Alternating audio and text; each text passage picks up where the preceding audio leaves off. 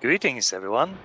Today's topic is going to be augmented reality and you, where we'll be running through how to set up Pixotope for augmented reality, how to set up an augmented reality scene from scratch, as well as all of the different tools and utilities and render modes you can utilize within Pixotope to bring your augmented reality productions to the next level. So, before we move on, my name is still Frank Moendødik. I'm a senior post specialist at the Future Group, where I worked for the past 3 or 4 years, traveling the world, helping out quite a few of you on all sorts of different virtual productions. So we are going to start today with the assumption that we are first going to build a scene completely from scratch, and then we're going to do a deep dive into virtual characters and how we can go about controlling them, just to spice things up a bit towards the end. So of course, we are already looking at an augmented reality scene, which we've already set up. But why don't we go ahead and make a new level, just so we can pretend we're doing this from scratch. So I'm going to go ahead and just dive directly into the Pixotope editor. I'm going to navigate to the content browser, and we're just going to create a new folder for us to work in as we make our way through today's session.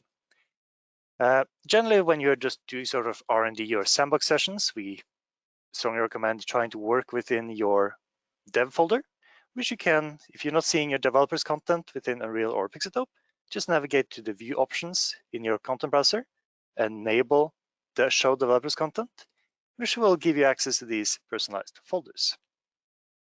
I'm just going to go ahead and make a new folder. There we go.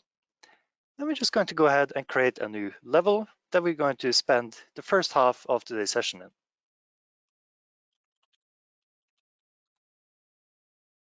There we go. We also just go ahead and quickly center this. Seems like we gave it a nudge during our setup earlier. There we go. That's a bit too much. There we go, perfect. We're going to save this and we're going to dive straight in. Now, in order to get started with augmented reality, you don't really need a whole lot. You need a Pixotope, of course, as well as a camera feed, ideally a tracking solution, and an augmented reality scene.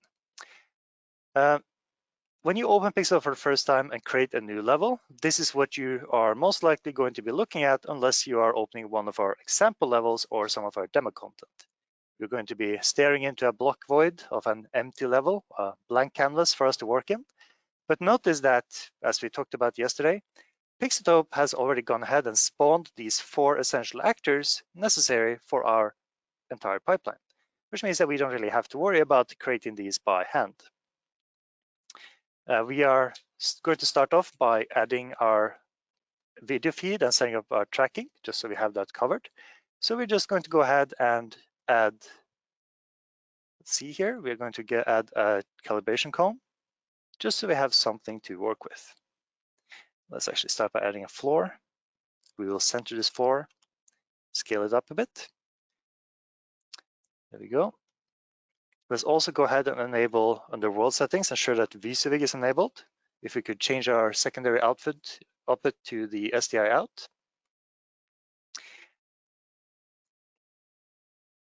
So if you now take a glance at the feed to my right over here, we can see that my SD output feed is pitch black. The reason for that is because we haven't enabled AR yet, which is the last thing we have to do in the editor. So we'll go to world settings, we'll enable AR, just search for AR and hit the checkbox under Pixotope AR compositing, enable AR. And the second I click that, we can see that now we are seeing our video being comped in. Very nice. Before we move on in the editor, we are going to go ahead and show how to set up this camera. We are just going to retrace our steps. So we're going to go back into the setup tab of the director. Let me just go ahead and full screen this so we have an easier time seeing what's going on. We're going to go into the setup panel. We are going to assume that we've already managed to, of course, find a project. We've also started a data hub and a camera tracking server. You will not get very far without these. And then we will go to camera. Now we've already gone ahead and set up a green screen camera as well as our augmented reality camera. So for now, we're just going to recreate our AR camera from scratch.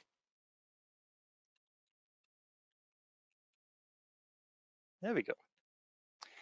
So when you create a new camera, you will just have to click your way through these configuration tabs in sequential order. The first one is going to be tracking. Now, our AR camera is mounted on a MOSIS mechanical tracking system. So we are going to go ahead and enable our mechanical tracking system from this dropdown. It's immediately going to give us a warning telling us that we haven't assigned a tracking server for this particular camera. So we could just go ahead and scroll down to this new AR camera and simply assign a tracking server, which we know is going to receive the correct data. We also need to ensure that the port is set to the correct port. There we go. And we can see here that we can't have two different cameras listen to the same port at the same time, which makes sense. So we just quickly go ahead and shuffle these around. So we see here that the moment we set the correct port and the correct tracking server for this new camera, we are immediately receiving tracking data. Then we just have to go ahead and ensure that all our units are correct, which I know for a fact they are. Our camera is mounted on a tripod and it's a mechanical system, which means that the camera tracking data doesn't tell us anything about how high the camera is above ground. That means we also have to quickly do a camera mount setup for a tripod, which is what we're using. Now we've already gone ahead and measured some of these distances, so we don't have to do this from scratch. So the height of our tripod base or pivot point, which is, if that doesn't make sense to you, then we have a handy diagram on the side explaining what all of these values are, is going to be 118 centimeters. And then I believe these respective values are, I suspect these might be 10 and 15, which is going to be the offsets due to the actual mounting of the camera. And the last thing we have to do is enable a lens file, because again, this is a mechanical track solution, just giving us lens data, but not decoded lens data. So we're going to go ahead and enable this lens file, which is a pretty close match to the physical lens we are using. You also will have to go ahead and set your zoom encoder values and your focus encoder values. In order to do this, we will have to jump into the editor. But before we do that, let's just ensure that we've wrapped up our initial setup with routing video and setting up our video signal. So we go ahead to video IO, and here we can see that our new camera is neatly organized in this list. Due to our default format being set to 1080 50p, that's already selected. We don't have to worry about color space or color profile. We just have to ensure that since we're doing AR, we are not going to be using the chroma key. That's pretty important. We're instead going to input this video feed as a normal camera. And then the last step we have to do is, of course, routing. We already have a video output configured. In case you're wondering how to do that, that's as simple as adding output. You can just call this Pixotope out. Notice that when I killed that, that of course killed my output feed on the side here. So we create an output feed. That's really all there is to it. Under routing, we just have to route our output to spigot 3 and 4 on our Aja Kona 5 card. So our output is going on 3 and 4. This showcases one of the benefits of having this separate routing panel in that I'm able to send a single signal to multiple outputs on the fly. The moment I've disconnected, you can see that our output is back. Next is going to be routing our HDRI input. We can see here that we are using the old camera, but we can just go ahead and add the new AR camera. The input for AR is going to be spigot 1, so we have to change this. And just like that, we now wrapped up our setup in Director. At this point, if I were to add, say, a calibration cone,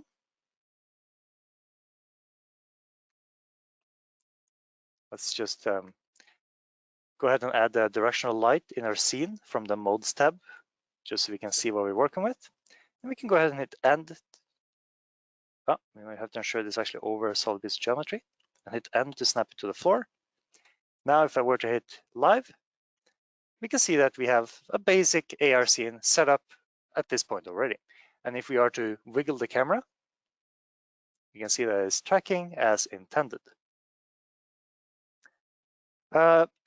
This is most likely not what you're going to see the first time you set this up for yourself. It's very rare for your video to be in sync with your tracking data off the bat. It's much more likely that you're going to see something like this. So here we can see that our tracking is lagging behind our video. It's very typical to see something like this, or the inverse, that the video is lagging behind your tracking data. And in order to offset for that, you have to go to the Pixotope calibration tab and ensure that you've done your sync. Syncing is the act of offsetting the tracking packets and the video packets by frames to ensure that the correct packets are lined up with each other. So instead of one lagging behind the other, both the tracking and the video is moving in sync. A good way of setting our sync is to either do snap pans or snap zooms, or communicating with the camera operator to ensure he's constantly moving and stopping the camera, while we keep offsetting and adjusting our frames. As you can see, we're dialing this in. And within a few seconds, we now synced up our tracking with our video. Very nice. Now, I do have some finer rotational offsets and location offsets and some lens offsets I need to be using for the camera. So now that we've done the sort of initial configuration, I am going to jump back to our pre-existing Air camera, just so I have some of my finer CCD offsets as well as our rotational offsets existing. These are a bit beyond the scope of today, so we're not going to explain how you would go about setting your CCD offsets, but just rest assured it's something you have the option of doing directly from the directory interface.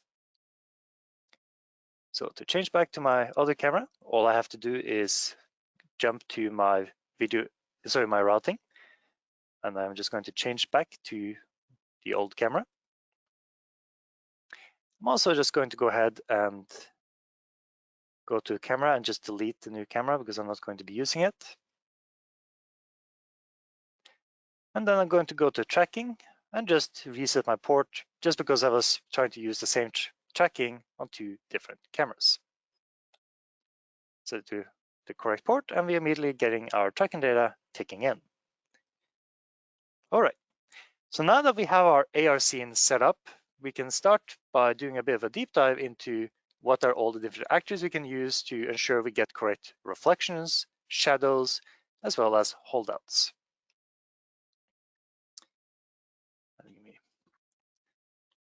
So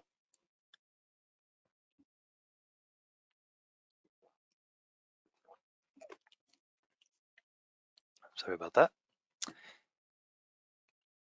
So the first thing we have here is our floor, which is always nice to have because you will want to have a floor in AR to catch shadows, also known as a shadow catcher, allowing us to have a virtual object receiving shadows from a virtual talent or a virtual geometry, but that shadow basically being drawn on a real floor. In short, a shadow catcher is something you can think of as an invisible object, and the only thing we render of this object is the shadow it receives. Now, a picture is worth 1,000 words, so I'm just going to go ahead and right-click this plane. This is a completely normal plane. It's not a pixel-specific actor. It's literally just a plane that I dragged out of the Unreal Basic tab. I put it on my floor height relative to my camera, and I just scaled it up a bit. Then I'm just going to go ahead and right-click this plane. Here we can see quite a few different options. We can do all kinds of snapping options, replacing the geometry. We can change the movability, move it to different levels. But what we care about are all these Pixotope specific buttons. We can convert a plane to foreground, which in AR means that every actor you join will be by default be a foreground object, or basically a standard AR geometry. So foreground basically means it's going to be AR, it's not going to be something else. Translucent is the same as foreground, but it's a custom mode which is reserved for transparent geometries, which has to be treated in our composite in a slightly different way.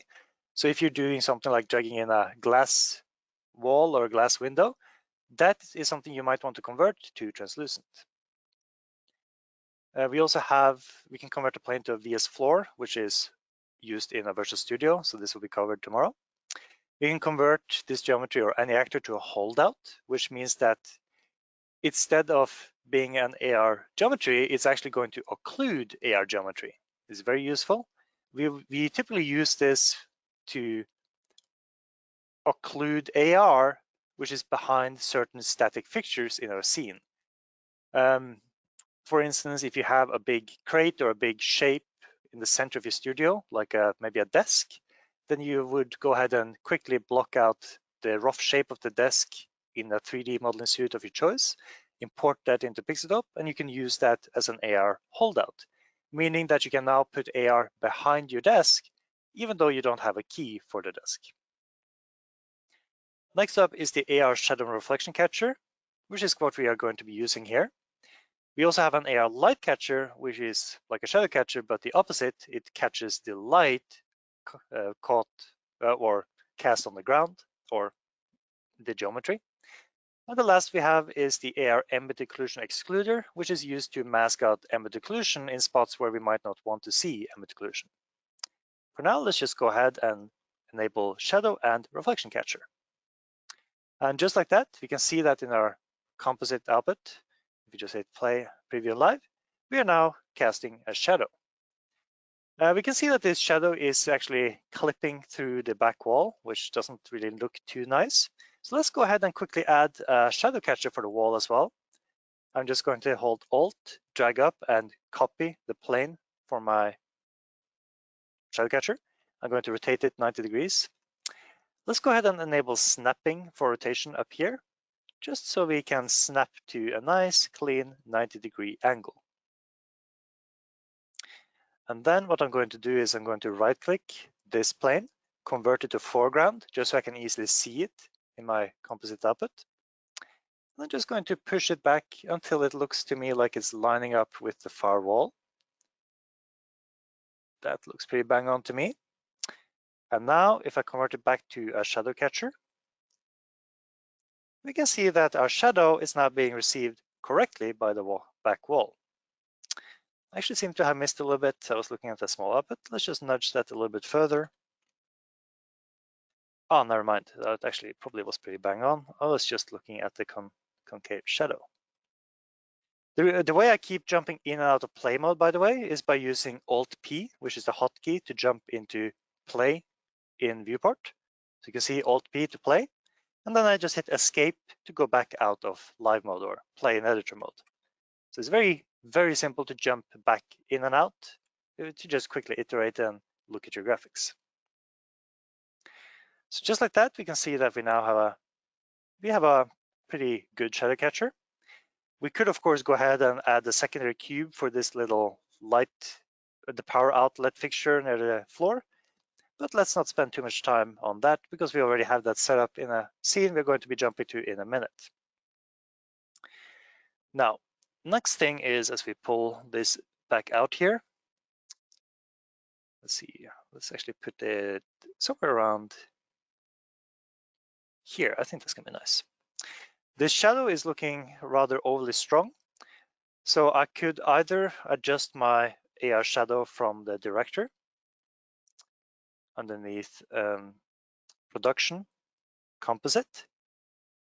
And so you can see here, I can easily offset my shadows. I could also do it from any particular light source within the editor. Just go to details, search for AR, and start offsetting our AR shadow intensity. Or I can offset this exact same value again from the director by selecting the directional light and regulating the intensity of the shadow. So there's quite a few ways of going about doing this. I will use this slider for now. I'm not going to worry about having a perfectly accurate shadow because we'll be spending more time on lighting in a bit. For now, we're just going to dim it so it's not as distracting. And we're going to go ahead and add some reflections now that we've gone ahead and added our shadow catcher. We can of course see here that we have a pretty ruggedy carpet floor, which means that it shouldn't be receiving reflections. There's no point of reflecting AR here. But just so we've looked at it, we are just going to use a bit of suspension of disbelief and pretend that the floor is a perfectly mirror surface, meaning that we need a perfectly mirror reflection. There's many ways of going about doing this. We can use screen space reflections, we can use planar reflections, or we can use ray traced reflections. The easiest way to go about enabling this is first to go to world settings, search for reflection, and ensure that enable reflections is turned on. Then we are going to select the material for the floor, or we can just create a new material, shiny floor. The only thing we're going to be doing this material is ensuring that it's pretty shiny by setting its roughness to 0.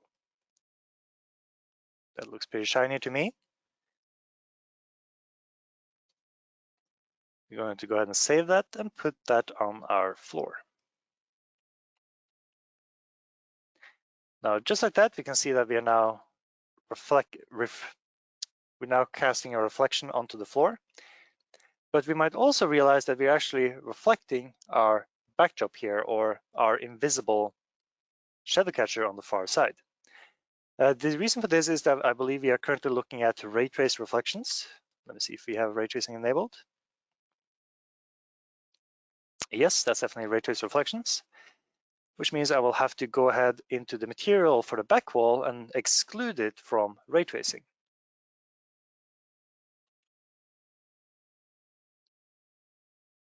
Let's see here.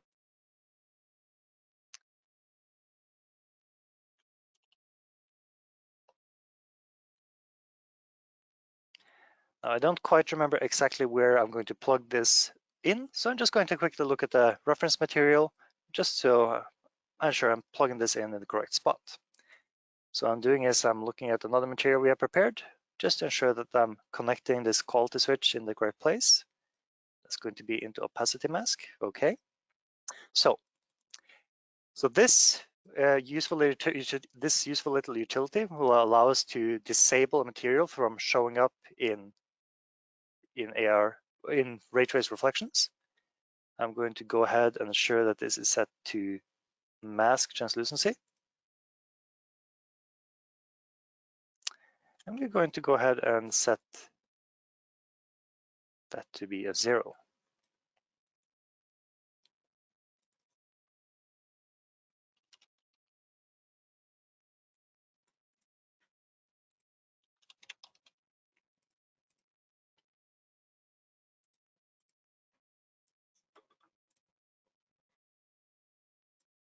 There we go.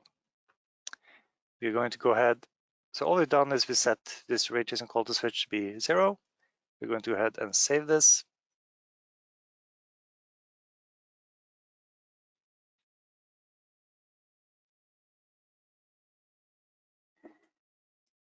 And just like that, the shadow catcher for the far wall is no longer it'll be showing up in our ray trace reflections. We actually probably do need that to show up in normal, not in ray traced. So I'm going to input a 1 here under the normal config, just to ensure it's still able to receive shadows.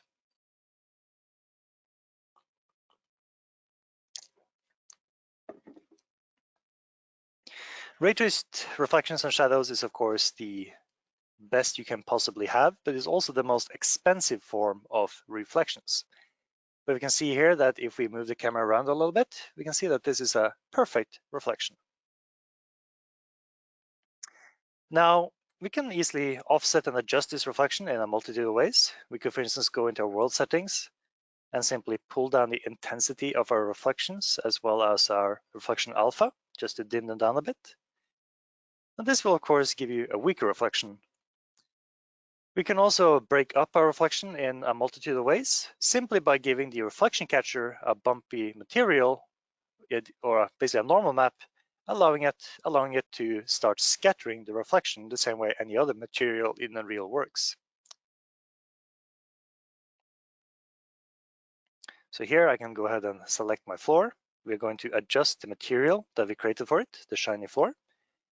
And we are just going to find a normal map for it. I believe I have a detailed normal map here, which we can go ahead and plug directly into the normal input of the shader. If anything here is unclear or if I'm going too fast, please do not hesitate to ask questions. We will be going through all questions at the end of this session, and we'll be answering anything that was not covered in a satisfactory way. So you can see here, simply by inputting this normal map, we now started scattering our reflection. Can we possibly tilt the camera down a bit? Just unlock it, tilt it down, and lock it again. While he's doing that, we can see that this scattering is a bit too large scale. It almost looks like an artifact. But not to worry, we can just dive directly back into our material. And we can just apply a multiplier to the UVs of this texture. So instead of having it stretched out across the entire floor, we're just going to tile it multiple times. We are simply going to hold the U button to get a texture coordinate or UV node. And we're just going to hold M to multiply this with basically how many times we wish to tile it. If you multiply texture coordinate by 2, that means instead of drawing the normal map once, we're going to tile it 2 times, so 2 by 2 across this plane. Or in this situation, we might tile it up to 50 times, just so we get some sort of smaller grungy details in our reflections. You can see that immediately in this little tooltip here, we can see the tiling has been applied. And the moment I save it, we can see that we now have a much more coarse breakup. We can then also further on go ahead and flatten this normal a bit using the flatten normal node within Unreal, which simply allows us to squash the normal so it's not as strong. I just right click here, promoting flatness to a parameter, just so I can easily give it a value on the fly.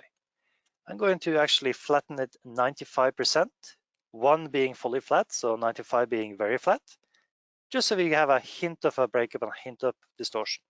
Very nice.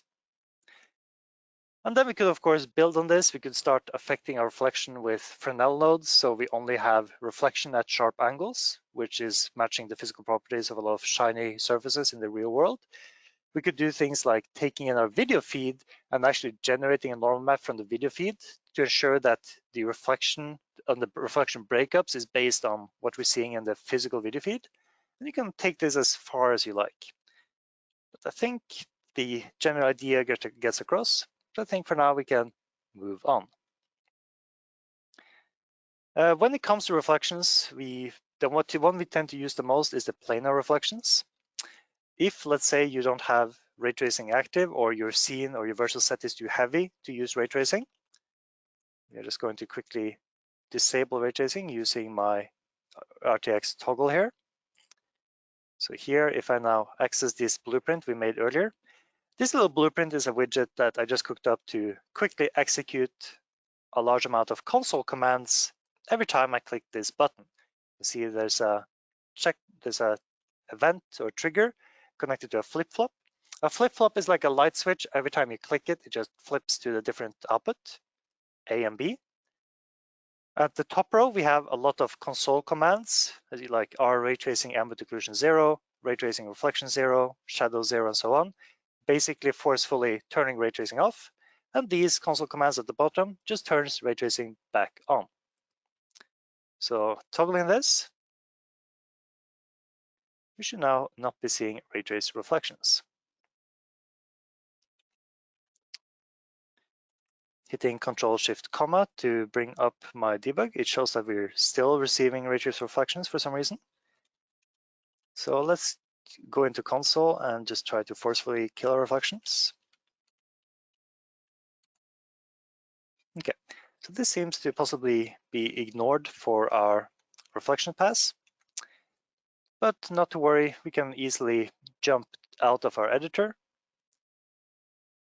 We can go to the Setup tab in Director under General, just disable DX12 mode, and now we've forcefully disabled ray tracing. Now I did forget what I named the level. This is why good naming conventions are important. It is, you know what? It's probably not going to show up here because I put it in my dev folder. One of the benefits of using a dev folder is that the contents of the folder will be, generally speaking, be ignored, meaning in search and when you look filtering for assets, meaning that if you have a dangerous experimental asset in your dev folder, you're not going to risk someone accidentally using it in a production level.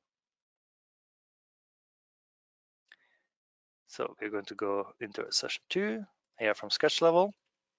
And we are back where we left off, but this time with no reflections. The other way we can go about adding reflections is using screen space reflections. This is a very cheap way of doing reflections. It's very performance efficient. It is also my least favorite form of reflection for a few different reasons. To enable that, we're going to select our post-process handler. We're going to go to details. Now we're just going to search for screen space reflections and ensure that this is enabled.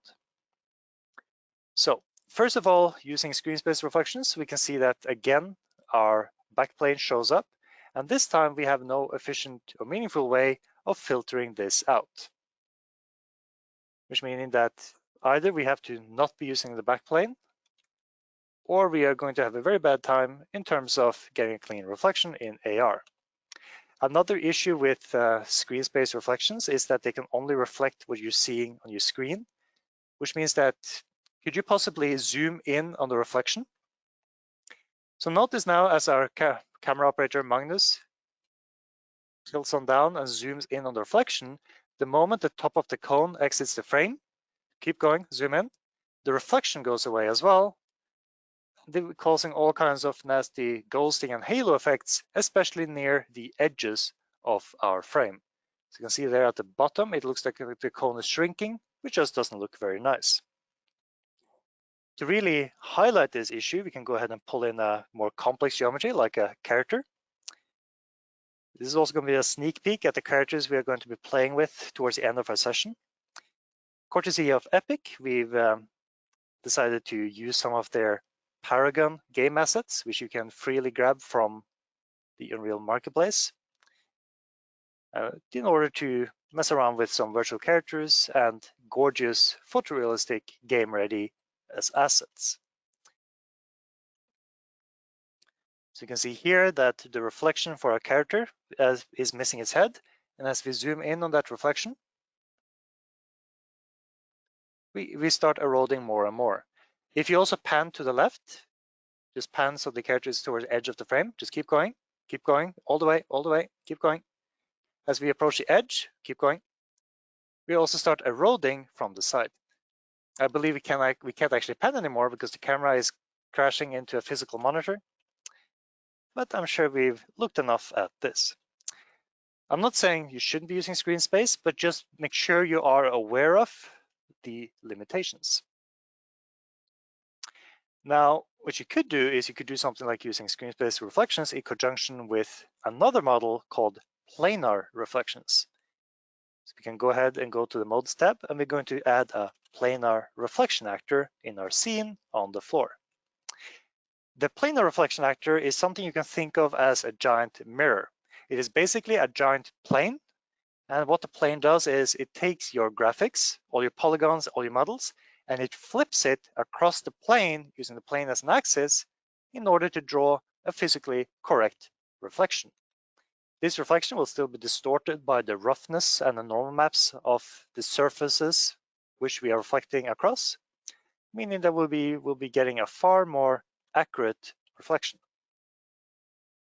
Now this is a bit messy with both screen space and planar visible at once. So I'm just going to go ahead and turn off screen space to ensure we are now only looking at planar reflections. You can just go ahead and wiggle this a bit, zoom in on the reflection. So you can see that this is, first of all, a much sharper reflection. We can also see that the reflection are not being eroded in the same way. So it's much more precise, much more lovely to look at. Now, by hitting Ctrl-Shift-, to bring up my single frame analytics, we can, however, see that using a single planar reflection plane is using almost half of my total render time. Planar reflections are very heavy, so keep that in mind if you decide to utilize them. However, they can be optimized by simply scrolling down in the planar reflection actor. And here in the scene capture, we can choose to only capture or only reflect certain actors, which is very relevant if you're doing AR. So instead of reflecting everything, I will just go ahead and use a show only list. And I'm going to go ahead and only reflect this character. So I'm going to add an element to the show only list. We're going to use this eye picker tool to choose our character. And now if we preview this and use the same test, we can see that the cost has gone slightly down. It's not by a whole lot because there wasn't really a lot of other things in the scene in the first place.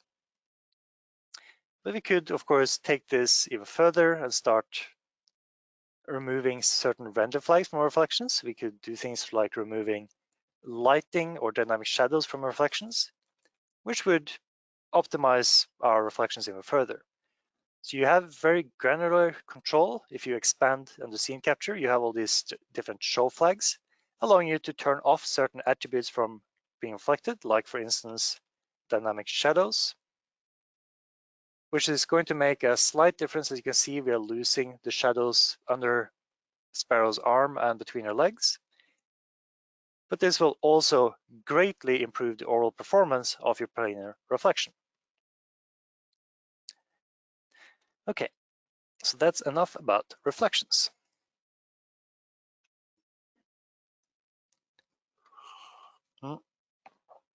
When you start having a more complex scene, when you're using all kinds of shadow catchers and AR objects and holdouts and so on and so forth, if you're wondering what any particular actor is converted to or assigned as, you can select any actor, go to the Details tab and search for Stencil, which is going to tell you what the current custom depth stencil value of that actor is. Whenever you right-click and convert an actor to any of these different types, what we're actually doing under the hood is simply changing this custom depth stencil value. Some of these might also change things like shaders and material attributes, but this is the main identifier telling you what the purpose of any given actor is at any given time. So you can see here that 1 is the default AR object, whereas the shadow catcher on the floor is 2. I don't remember the other ones off the top of my head, and neither should you have to. Just know that you can go in here if you're interested in seeing what a current actor is assigned as. You can also, if you start having a very complex scenes with tons of actors and you just want to see a quick overview of the different buffers showing what's actually happening in a composite pipeline, we can go to world settings and we can, under visualization mode, visualize any given buffer which is being utilized in our composite pipeline. We could, for instance, go ahead to AR effects buffer. Wait, let's see here. That's actually not the one I want. We are going to want the reflection buffer. Now in our output, we can see our just our reflection buffer used in AR. Could I possibly pass you minus to just ensure I have my return feed up and running? Thank you. These are, again, not really meant to be used too much by standard users, but if you're curious about kind of what's happening in different buffers, this is where you can go ahead and have a little peek around. Here, for instance, in the VS Alpha, we can see our shadow catchers in the blue channel of this particular buffer.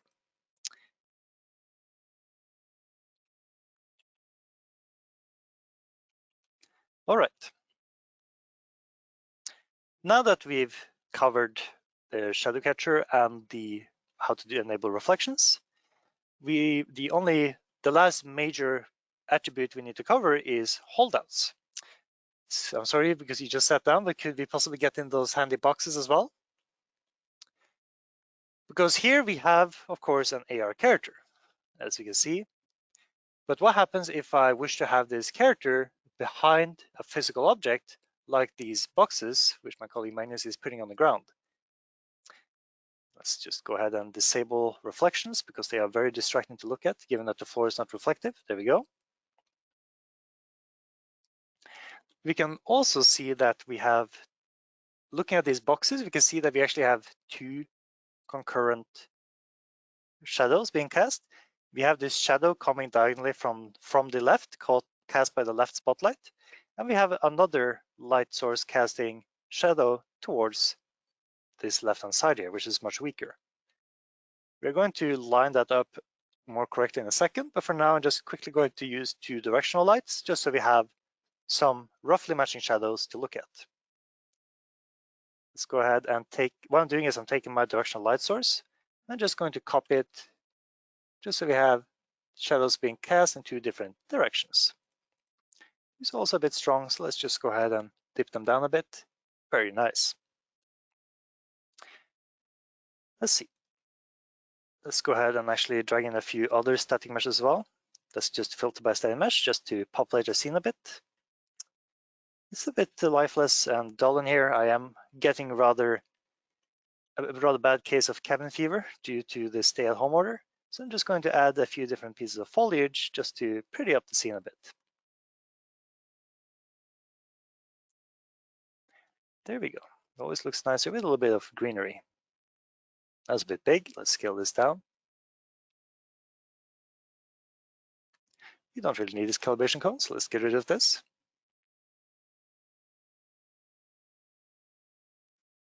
I believe I also had some rather good looking rocks. If you're looking for where to find assets like this that you can use in all of your productions, we would like to point your attention towards the fact that pretty much the entire Quixel Megascan library has, courtesy of Epic, been made freely available for anyone to use in their productions after Unreal 4.23 came out. A lot of these assets which we're currently using are sourced from that very library.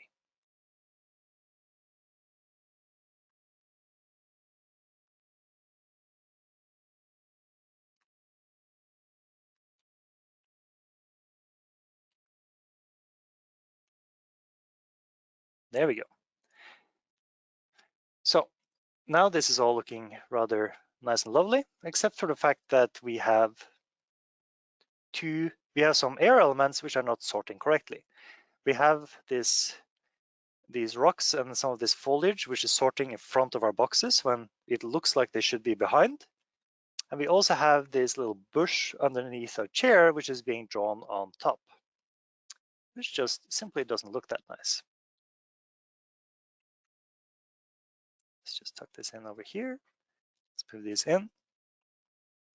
It's also not nice just seeing a character in a static T-pose.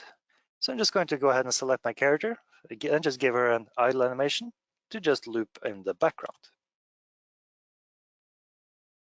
There we go. So holdouts. I'm getting a bit carried away with the creative process. Let's try to get back on track here. These boxes on the floor are a good use case because they're going to be very easy to reconstruct. I happen to know for a fact that they are 20 centimeters across, which means I can, as a holdout, all I have to do is add a cube which is scaled by 2.2. The standard Unreal cube actor is 1 by 1 by 1 meter.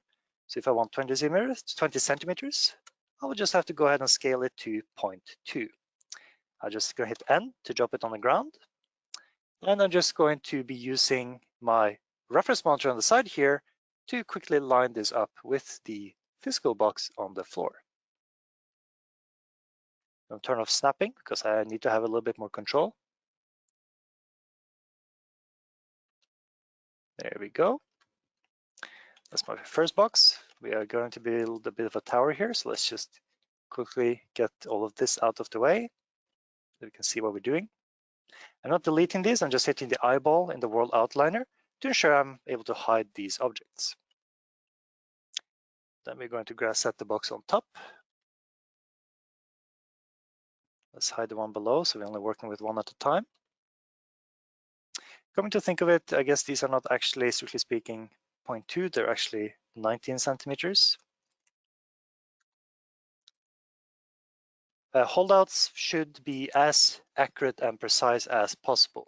When you are generating holdouts for much more complex shapes, like for instance the chair in the background, you might want to be using photogrammetry or other types of scan data to ensure that you have a 3D model which matches your physical geometry or real-world object as close as humanly possible, simply because it's going to give you a much nicer looking result in your final output.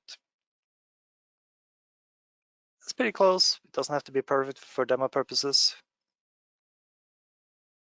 I mean, ideally it should, but we are also on the clock here. So we're just going to go ahead and add a single one on our tower of blocks here. The government is encouraging all of us to stay inside and play more computer games, so I'm guessing this is the closest I'm going to get. There we go. Now that we have our stat cubes, we can just go ahead and put these in a folder called Cube Tower Holdout. It's always good to be a bit orderly in your projects, try to organize things and keep things clean, otherwise you might quickly end up with a bit of a mess. I'm also going to put all of these in a new folder called Foliage. Very nice. And I'm going to go ahead and take my cube tower, hit Control G to group it. You can also right click the actors and go to groups to group them. Grouping just means when you select one, you select all of them, which is handy when you have collections of actors you want to keep together. Last thing is I need to do is right click and convert to holdout. The moment I do that and re-enable my foliage, we can now see that using this holdout, we are able to sort these cubes in front of our geometry. We can, in order to understand what's actually happening here, I can actually decouple from my tracked camera using F8 on my keyboard, allowing me to fly around and see what's actually happening. So you can see we actually have these cubes which we are projecting video onto. There's also, technically speaking, being projected on the floor behind it from the point of view of the tracked camera over here somewhere. So all the shadow catchers and holdouts are simply receiving the projected video, and from the point of view of our tracked camera, this is always going to look correct. We can also see that our top cube is a bit off. We're seeing a 1 pixel halo off to the side. We could, of course, ignore it, or we could spend 2 seconds just making it look a little bit more bang on. There we go, much nicer. I'm doing this for my artist friends out there in the audience who I'm certain caught this immediately popped up on the screen. There we go. For the chair over there, we can of course not solve that with simply a cube. Luckily, in order for this session to not be too long, we've gone ahead and already created holdout geometry for that particular chair. Now we do have 2 very similar chairs here, so let me just ensure I'm getting in the correct one here. Is it S chair TFG or S chair TFG? I'm going to go on a wild gamble. Oh, I'm not going to do that. I'm going to go on a gamble and assume it's going to be this one because they do seem very similar. And I'm just going to go ahead and slide this into position of the actual chair. So this chair has been made using photogrammetry in order to get it to be the more or less the exact same shape as the orange chair we're seeing here in our studio. This can be a bit of a labor-intensive process, but it is absolutely worth doing in order to ensure that you're bringing your AR production to the next level by having your augmented reality objects being occluded by and casting correct shadows on physical geometries. These are the smaller details that really help sell your AR productions. It's all of these little bits and pieces that really in the end adds up. You can see that the position is probably a bit off due to the top brim, but given that I'm just trying to occlude this bit of foliage under the chair, let's actually go ahead and add a little bit more, just holding Alt and just moving this around. There we go. We can even have some which is partially intersecting this chair leg. And then when we jump into play mode, oh, we're still seeing the chair because of course, sorry, I need to slow down a bit. We're still seeing the chair because I didn't convert it to a shadow catcher. We could use a shadow catcher to receive shadows, or we could just convert it to a holdout. I think here I will just go ahead and convert it to a holdout, no, actually to a shadow catcher, because we might want to be able to receive shadows on this chair as well. For instance, if we have, let's say we have a virtual chair directly next to our physical chair, and we want some shadows to bleed across, like so. Of course, we won't be seeing the shadows from this angle. Let's actually shuffle this chair over here. Let's put a bit in front. And now if I could possibly pester my operator to zoom in on the flowers there a bit, we can see that we have lovely lush AR foliage tucked underneath the chair, being correctly occluded by the chair geometry. Now, our lens distortion calibration for this particular lens is a bit off. So as we move the camera, we can see it drift a little bit. That's simply because we need to spend more time calibrating this camera. We're in a bit of a hurry getting our studio setup up and running and bang on. But if you were to leave this at this angle, just leave the camera, lock it,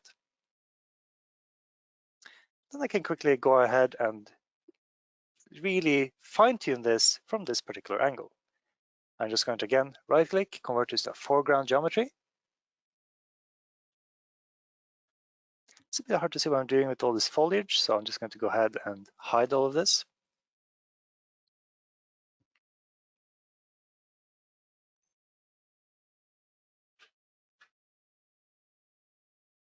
There we go.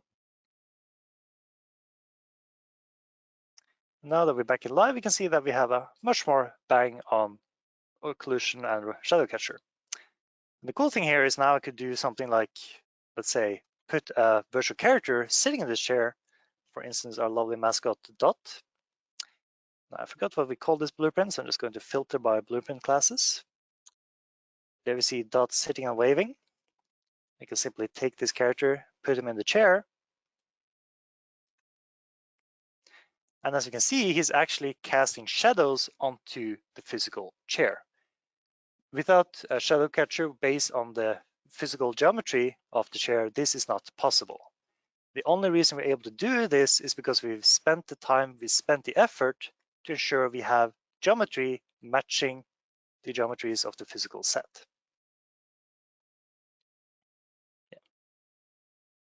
Even you see that the armrest at the side, it's even lining up correctly. Now, we could spend a bunch of time lining them up correctly, but I think it's time for us to move on. So we talked a lot about these sort of more simple geometries and the general use cases for using shadow catchers and holdouts.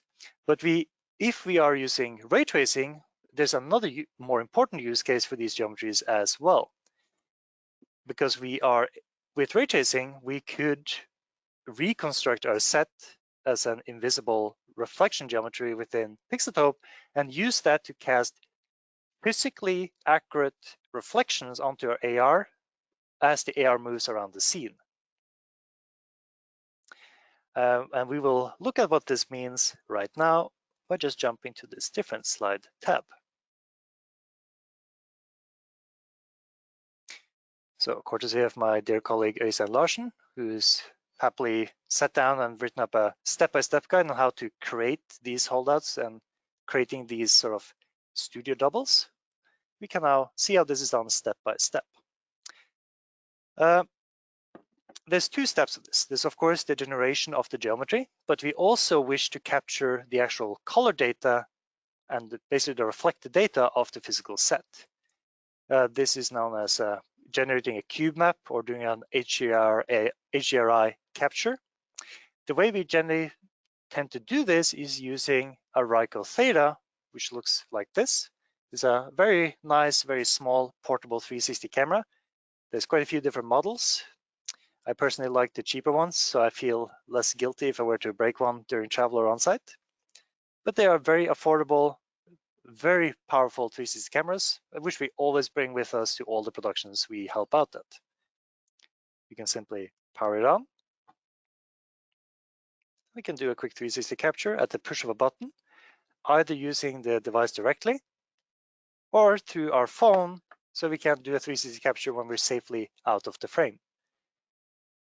So we are now going to look through how we will use this camera to generate a cube map, and by doing multiple exposure captures, combining that to a single HDRI, and then reconstructing our set geometry and projecting our capture onto this geometry.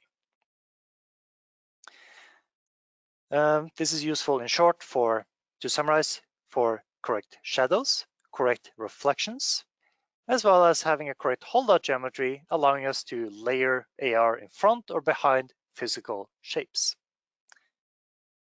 Yes, and specifically for RTX, it also allows physically correct reflections and lighting.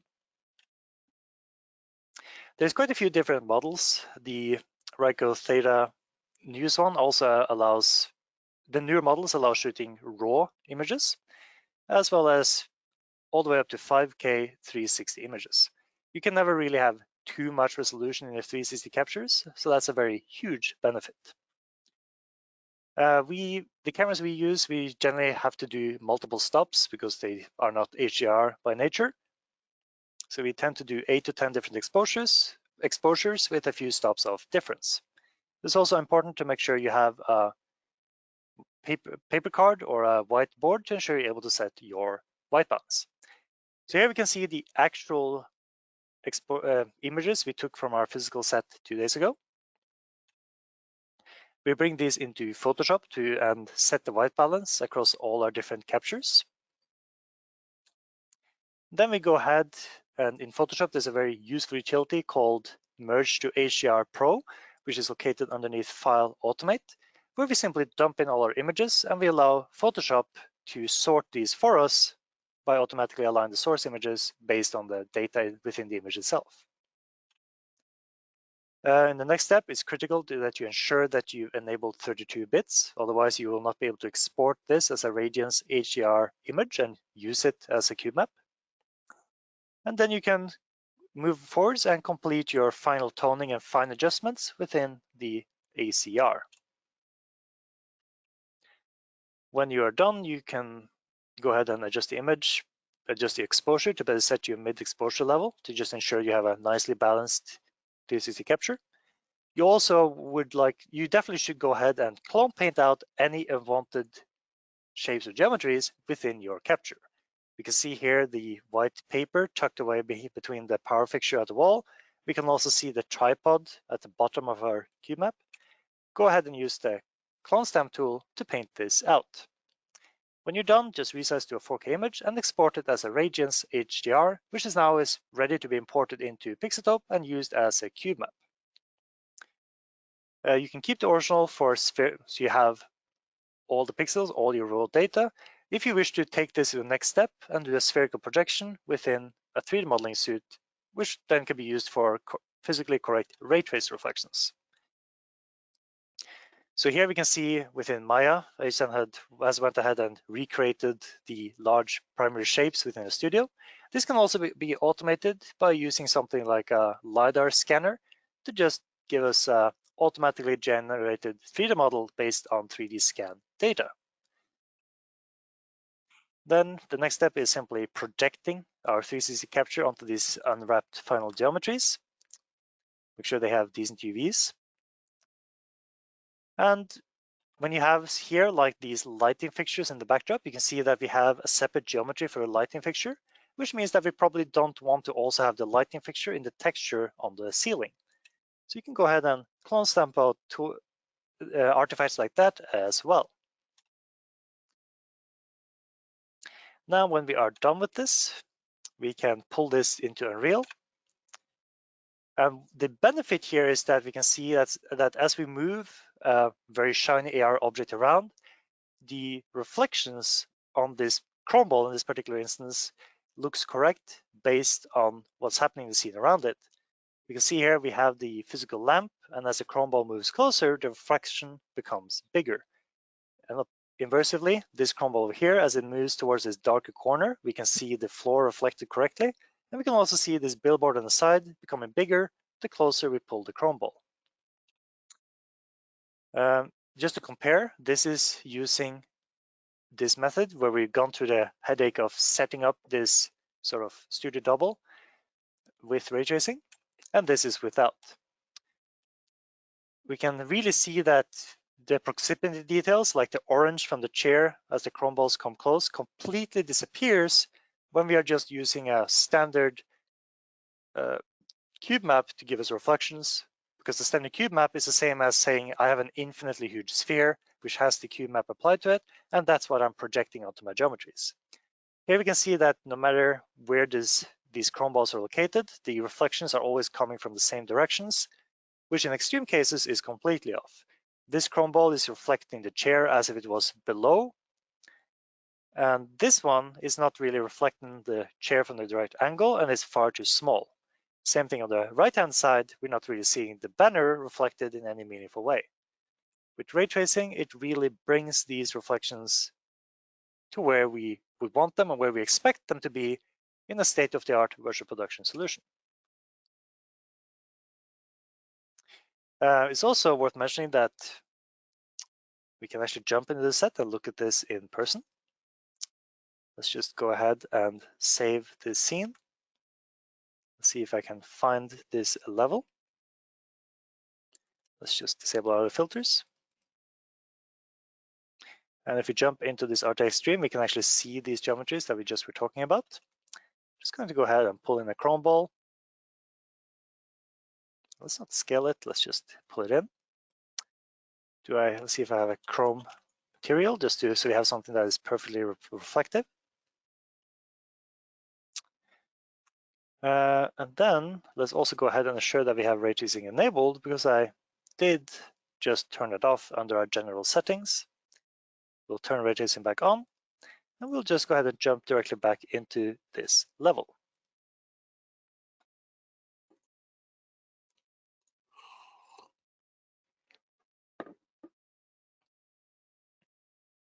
There we go.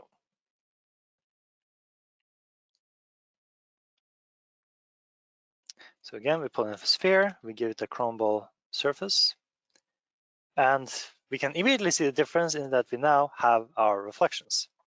As we just talked about, we can quickly move this around and we can see the reflections change due to the fact that it's getting physically moving closer to these different geometries.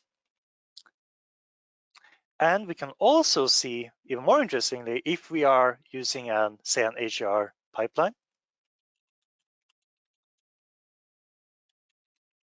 Just go ahead and get rid of that text overlay. If you're using an HDRI pipeline, given the fact that our images are EXRs with high dynamic range, as we really pull the exposure, we can see that we have the full range from our HDRI available within Pixotope.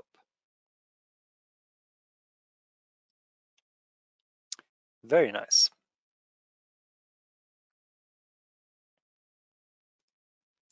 Okay, so let's jump back into our development level and we can move on.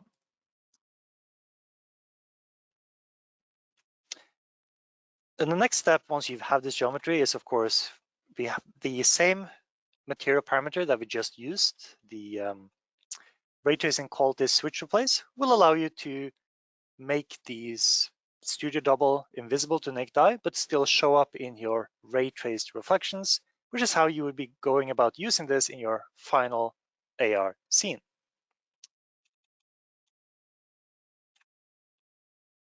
All right, so to summarize, with ray tracing, we now have access to the tools and methods that allow us to really integrate our digital AR elements well within our physical sets. The better you sample and apply the real world, then of course, the better your output is going to be and the more real your digital creations will become. And all of this in real time at a very comfortable frame rate. All right, very cool stuff. Now we're going to dive back into our scene. And let's see here, we've looked at reflections. We also looked at most of these different modes. We can now jump into a scene which already has a bit more stuff set up. In this case, we are just going to jump into our backdrop scene where we've already measured up and aligned some light sources. So we just don't have to do that from scratch. Let's also go ahead and Snap back to our game settings so exposure looks correct. Here you can even see that since we measured out the position of our physical spotlights, you can see we have one rectangle here and one rectangle here. These represent the physical lamps of our physical spotlights measured out from where they are in the studio. Could you zoom out a bit? Thank you. For instance, this square here is, as we can see in the output, the physical spotlight over on the left-hand side. It's 21 centimeters wide and 97 centimeters tall. The reason we have these in here is so we have a reference allowing us to quickly create a real lights lined up with our physical lights. In order to have well-lit AR, it's critical that you try to match your light sources with your physical light sources as close as you humanly can. We can see we've also gone ahead and done the same in the ceiling. We are using a real lights matched up with the physical light fixtures in the ceiling. And they have barn doors and measurements matching as close as humanly possible, including color temperature. So now with using simply these 4 different light sources, when we jump into live, let's quickly go ahead and just disable ray tracing while we play around with this, just so we have a smoother frame rate experience. Playing with lights is one of the biggest ways of bogging down your real-time performance. So for now, as we sort of develop, we're just going to temporarily disable it. Could you give me a nice center frame?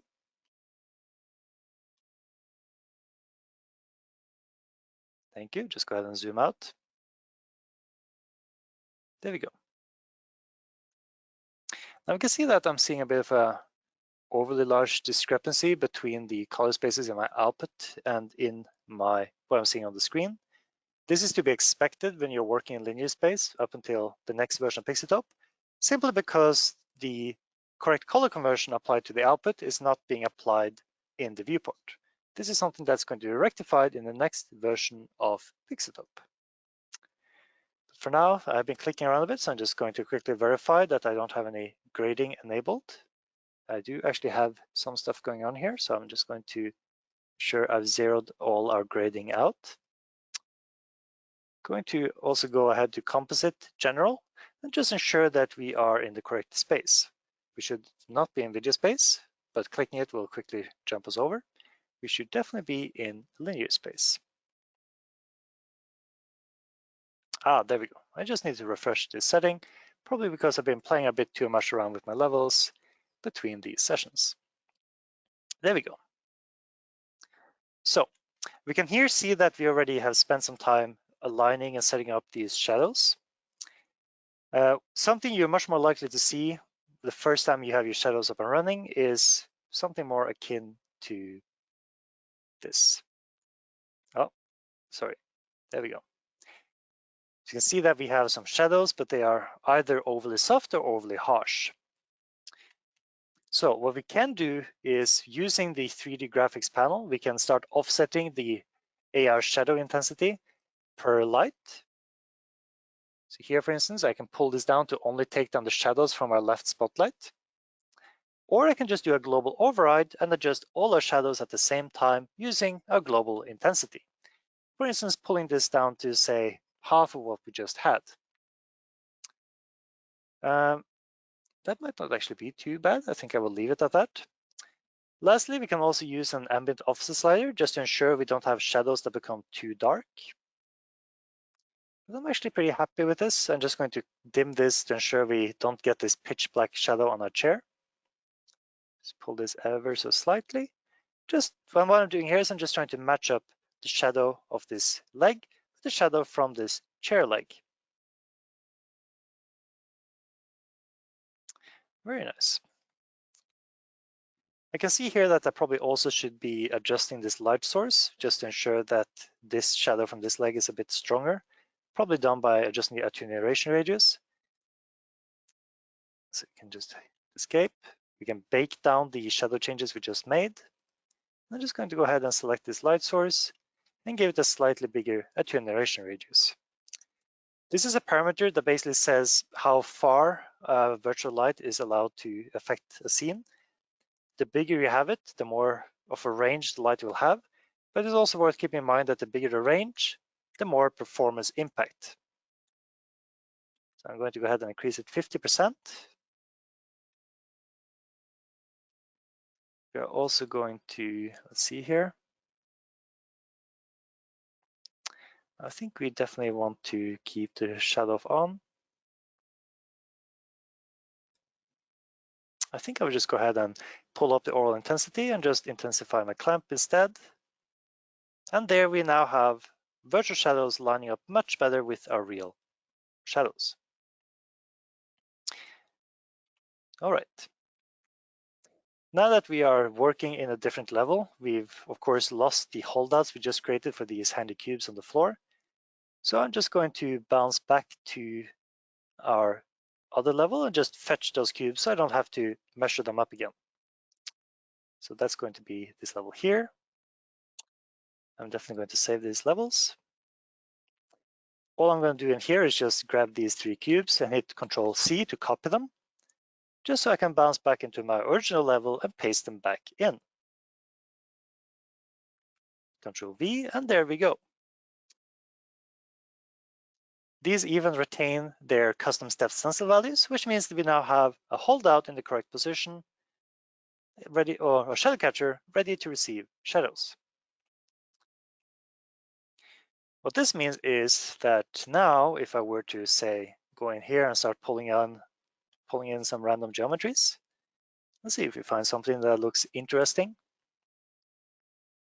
We do have a lot of Paragon assets in here. We could just go ahead and pull in, say, another piece of virtual furniture.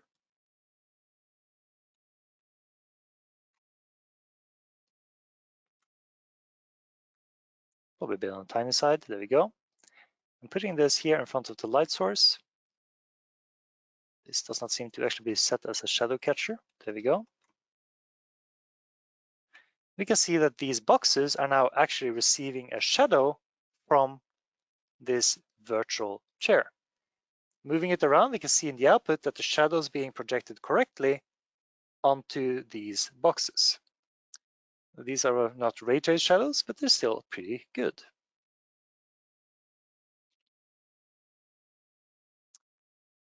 See, we can also, of course, decorate our scene. We could, for instance, pull in a logo element. At this point, once your AR scene is set up, there's no real considerations you have to worry about as you keep adding in new elements. You simply drag in your geometries and they will be AR by default. So creating an AR scene is very similar to, it's actually identical to a standard Unreal creative pipeline.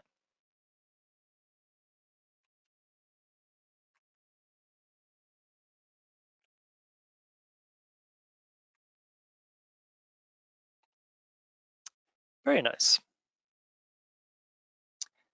So again, like this logo on the floor, just having that correct drop shadow really helps sell the fact that it looks like it's physically present.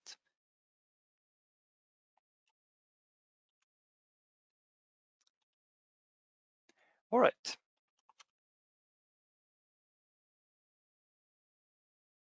I'm just quickly going to check something before we move on.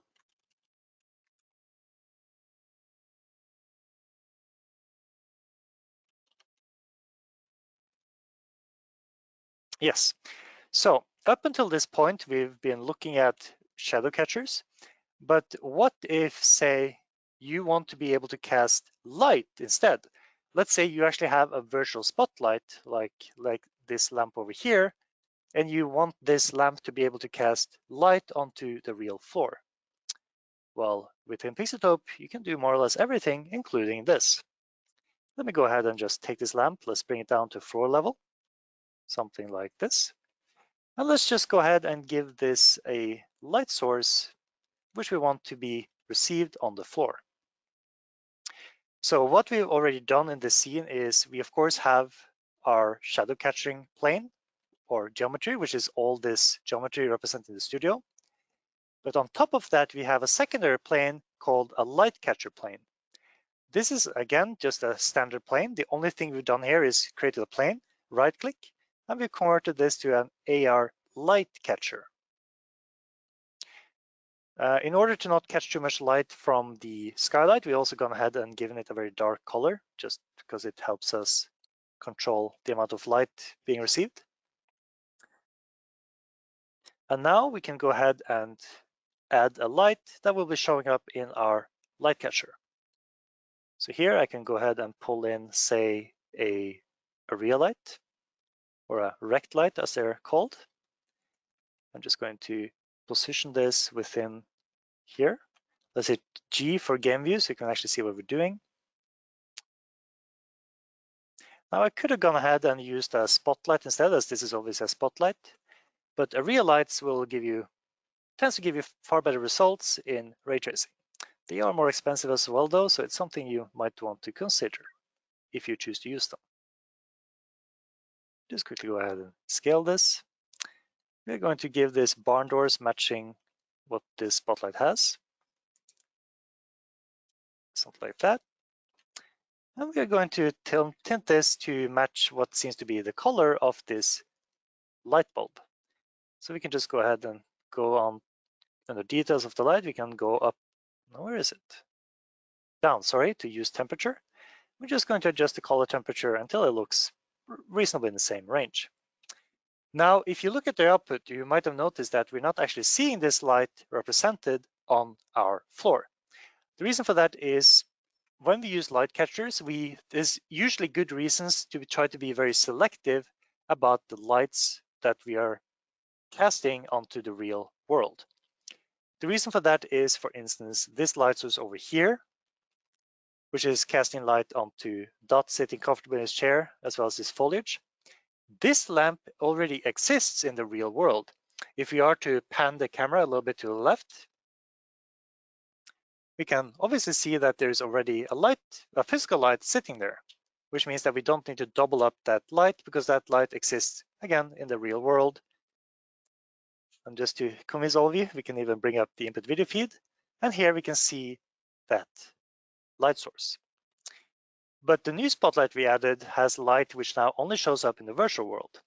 So what we need to be able to do is selectively filter which lights are going to be affecting the light catcher.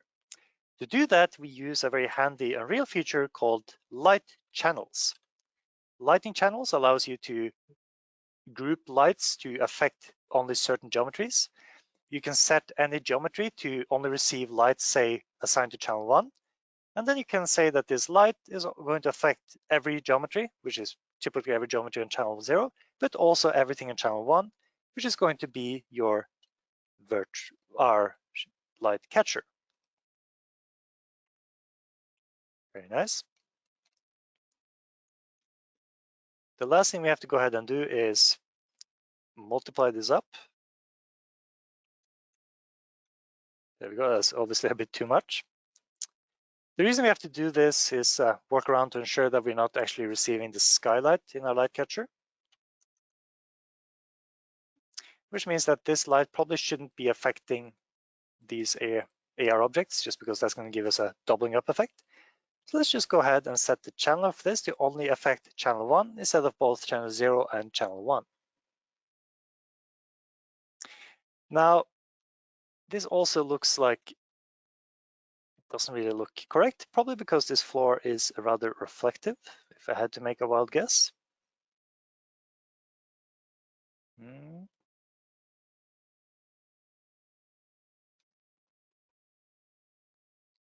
See here.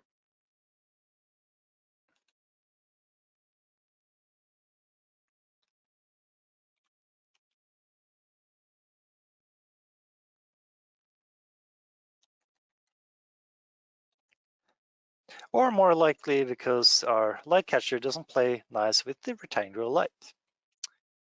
Learning by doing.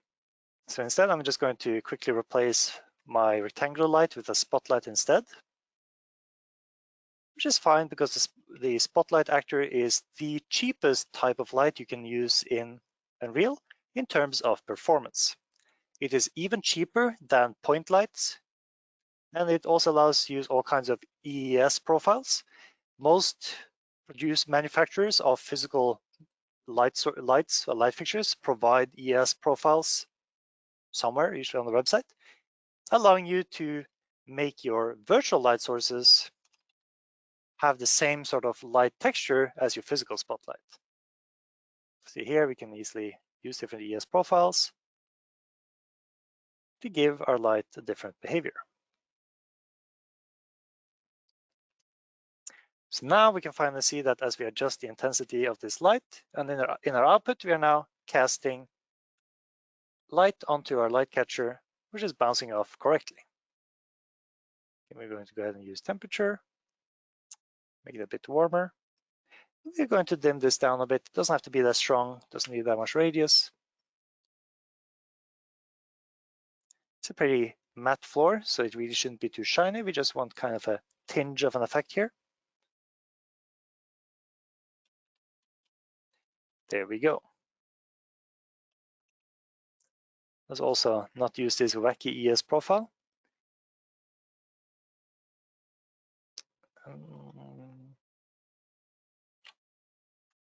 There we go.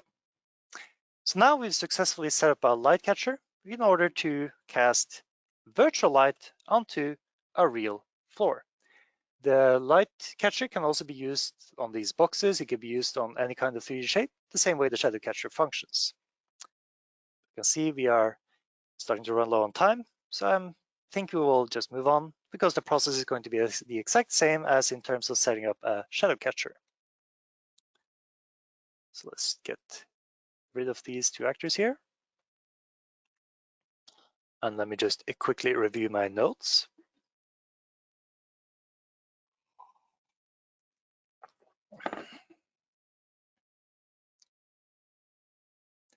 Okay. Now, we've looked at all of these different actors and what you can do with them, and I think it's time for us to move on a bit to compositing and how you can improve your compositing workflow.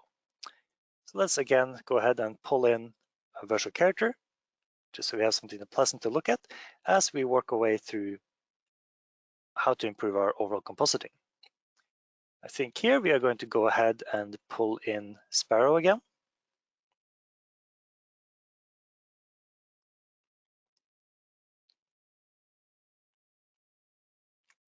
Just going to go ahead and give her a static pose.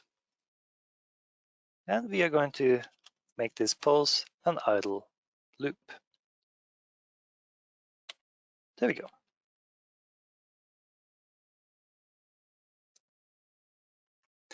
Could I possibly pass you to set up the light source again?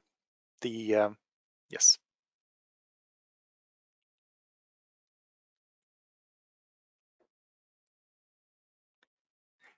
We're going to be playing with a few different interesting features like light wrap and similar. So we're just going to quickly connect a new light fixture here in the background. Very nice. Now, since we now have a new light source in our scene, let's also go ahead and create a new virtual light to match that new light source. So that's going to be a new area light. Let's see here, light sources, area light. Could I also pass you to measure up the size of the light? We're going to go ahead and add a new rectangular light. Actually, we're first going to add a cube just so I know where the position of the light source is.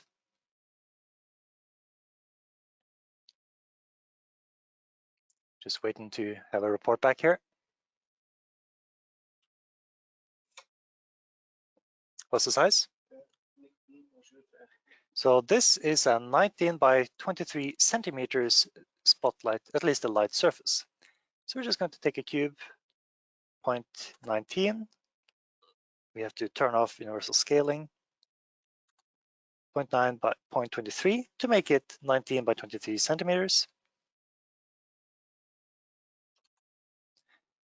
And we are just going to use this geometry to quickly position the light in the 3D space. I know for a fact it's going to be pretty close to the wall, probably around this distance. To do this correctly, you definitely should consider measuring things out with a ruler. But for now, I'm going to be content just eyeballing it. So what I'm doing here is I'm simply looking at my return feed to ensure that this cube matches the position of this new physical light.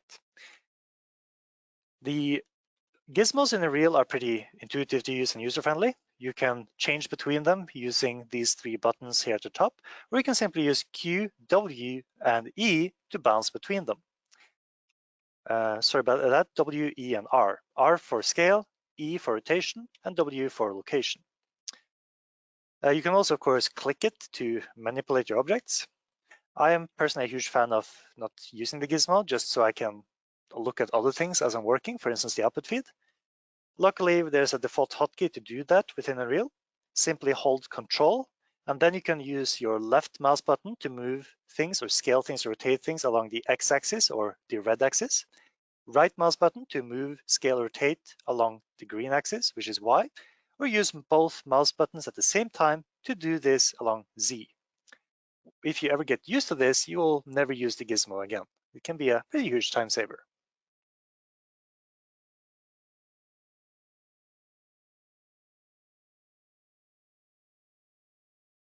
There we go. Now that we have this positioned, we are going to go ahead and pull in an area light.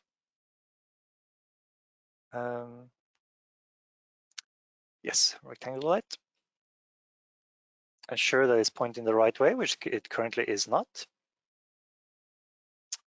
Ensure that it has the same dimensions, 19 centimeters by 23 centimeters. We're just going to slide this on in here.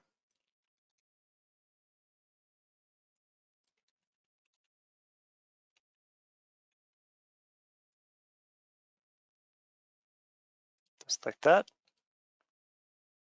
And we can see that it has to be rotated as well. Very nice. And now we don't really need this reference cube anymore, so I'm just going to go ahead and delete it. Actually, yes, we do need it because, of course, since there's AR behind this lamp, we can see we have a logo fixed up on the wall. We might actually want to take this new geometry and convert this to a holdout. So you can see now we are actually able to occlude the AR sitting nicely behind our new light fixture.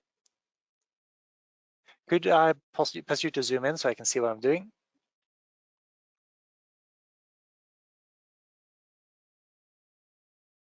We're going to see a bit of stuttering. That's simply performance issues caused by me being an editor. Performance is notably much better when we are A, running in live mode, as well as B, not running with VSUVIG active. VSUVIG is great because it allows me, as well we can see, have a live output feed from our trike camera at any given time. But it also means that we are rendering the scene twice every single frame.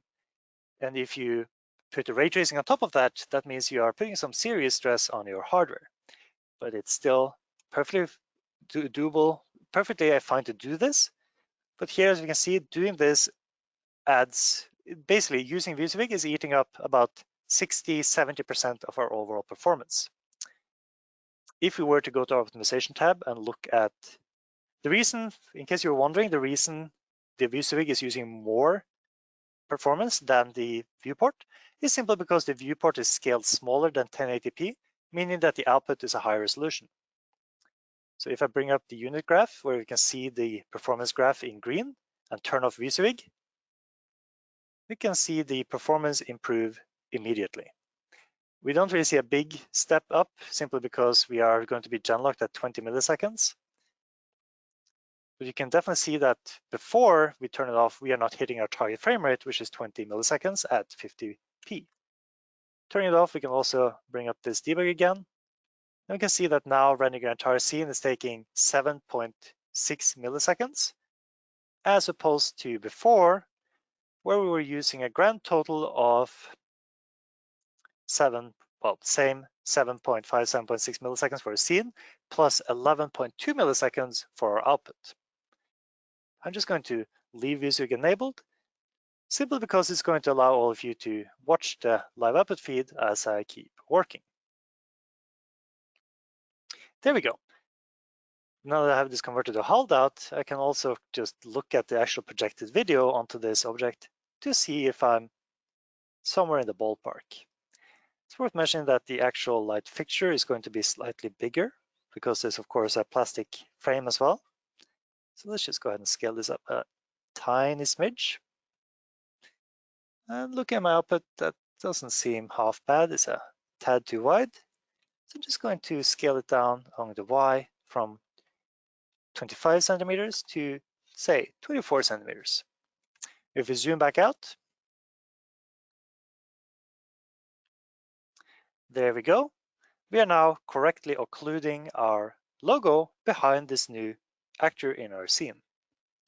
We're also seeing a crosshair. I guess we've been seeing that all along, I just didn't notice. The crosshair is a utility used in our calibration tracking setup for CCD. I'm just gonna go ahead and turn it off because we don't really want to be looking at that in our scene. There we go.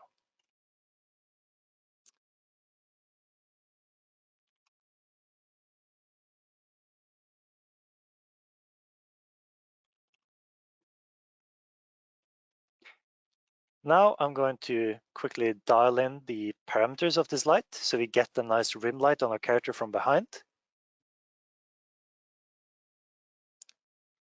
Now the actual light in the back there isn't that strong, but we're just going to pretend it's a 50,000 lumen floodlight just so we get a more interesting, aggressive rim light, just because it makes things pop a bit more and it can look nice. Now we do, so we can see now that we are getting some pretty nice pings, some pretty interesting rim light. The shadow, on the other hand, seems to be a bit too strong. So I'm just going to go ahead and we could select the light source, search for AR and just take down the AR shadow intensity. But we can also do that later on in live mode through the director interface. Let's actually move this down to line up with the holdout. There we go. Let's also name it so we know what this light is. This rectangular light is going to be our spotlight back. There we go. The last thing I'm going to do is I'm going to find my art ray tracing toggle blueprint. And to ensure we have proper performance when we jump into standalone live mode, since we have added a lot of more light sources, so this is starting to become a very heavy scene, just due to the amount of lights we have if we intend to use ray tracing. I'm going to go ahead and bypass reflections, so we only ray trace shadows, which is, since there's nothing too reflective in the scene, shadows are far more important. And changing this allows us to still use ray tracing, but still also hit our target frame rate. I think there's good odds we would be hitting the target frame rate anyways in live mode, but for now, let's just disable it. I'm pretty happy with how this looks, so let's save this, bake any adjustment we might have made in the editor, save the scene, and jump out into live mode to start fine-tuning our composite.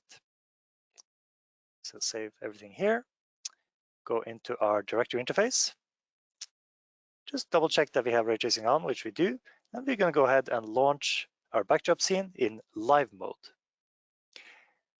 This means that we are now, instead of rendering both the viewport and the final SDI composite output, we are only rendering the SDI composite output and drawing it both on my computer screen as well as the output feed, which means that we'll be getting a much, much smoother frame rate.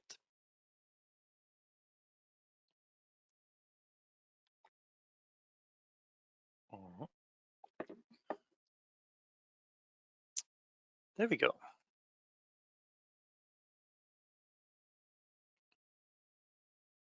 Now I can see there's something going on with my holdout cubes here, probably because they are set to be shadow catchers. They're probably catching too much shadow from one of our light sources. We can also, by hitting Control-Shift, we can access GPU profile, which is going to tell us that we are still ray tracing reflections. Now, we probably don't want to be doing that, so we're just going to quickly trigger the blueprint we just adjusted in the production tab to get rid of our ray tracing settings. Why do I have these open? I don't need these control panels today because we are focused on AR.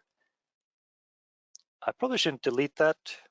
I'm gonna have to remind myself to roll back instead of push my changes to source control after this session. Let's go ahead and close this mascot panel as well. And just quickly toggle ray tracing on and off. There we go.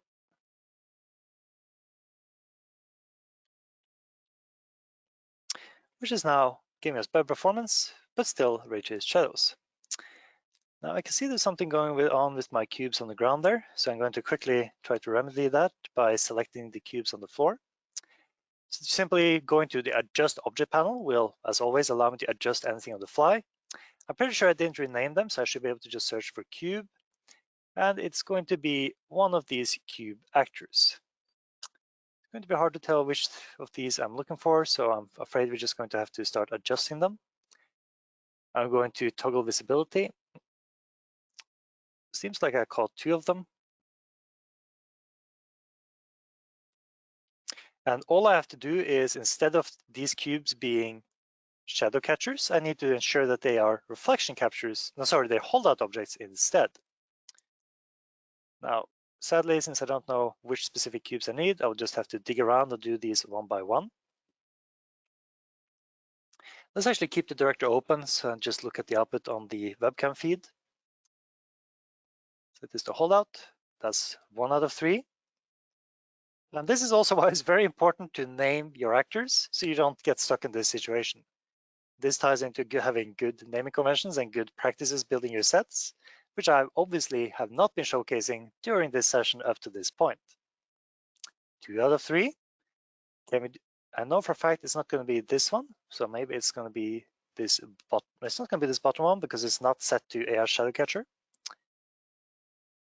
Let's just do these 3 at the set. Let's do this the way we've been doing it, one at a time.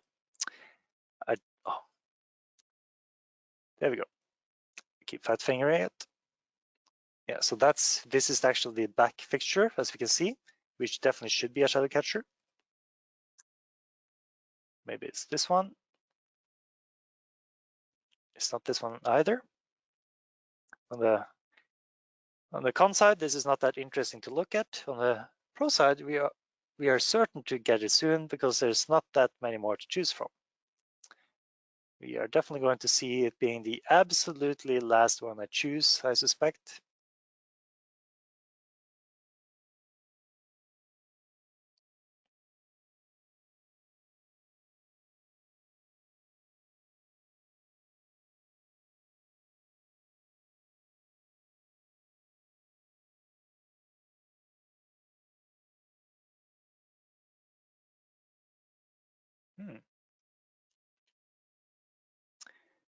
Interesting.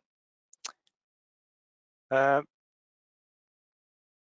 go ahead and do these last few ones. There we go.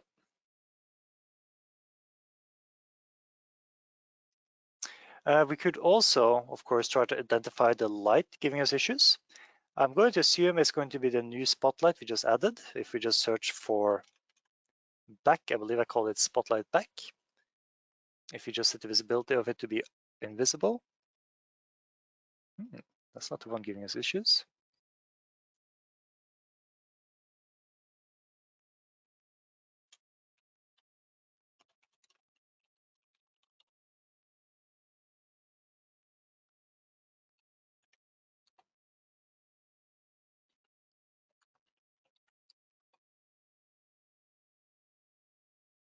So what I'm doing now is I'm quickly trying to identify what I've said wrong to obviously kill my back shadow catcher here.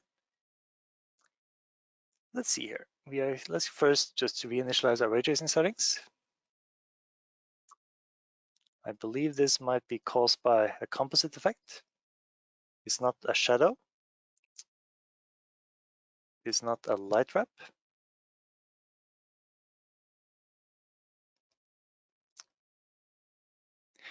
At this point, let us just disable ray tracing and try to resolve this in a second. For now, let's do a deep dive into our compositing. So you can see here that this is already starting to look rather nice, but our graphics might look a bit flat. They're kind of missing some of the contrast that we are seeing in the video. We could, of course, now jump into our color grading suite and just do a quick color grade pass. For instance, by enabling this, let's zero out all these settings.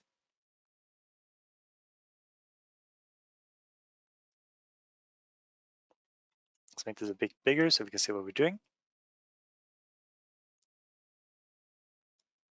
And we can start pulling the sliders to just start to a quick grade pass on the graphics. We can see that our red might be a bit aggressive. You can easily selectively tone down saturation on the reds. And I could also bring up the gamma a little bit, which I actually, in hindsight, probably don't want to do. Instead, I might opt to just push the contrast just to get some deeper shadows, trying to avoid clipping to black. My supervisor always tends to get a bit unhappy when he sees black pixels in my composites. There we go, perfect.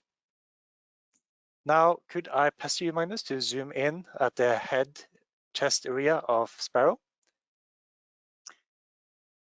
So now we obviously have this brand new, very hot light source directly behind our character. It's actually probably a bit too hot. I can see that rim light is a bit too aggressive. So we can quickly adjust that by going into the spotlight back and adjust the light intensity. Now, sadly, I did forget to expose that property because we don't expose all properties by default. So I'm just going to have to quickly jump into the editor by jumping into the scene and expose the light intensity property so we can access it during runtime.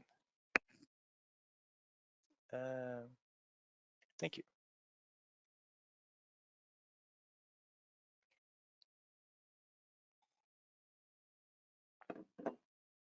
Okay.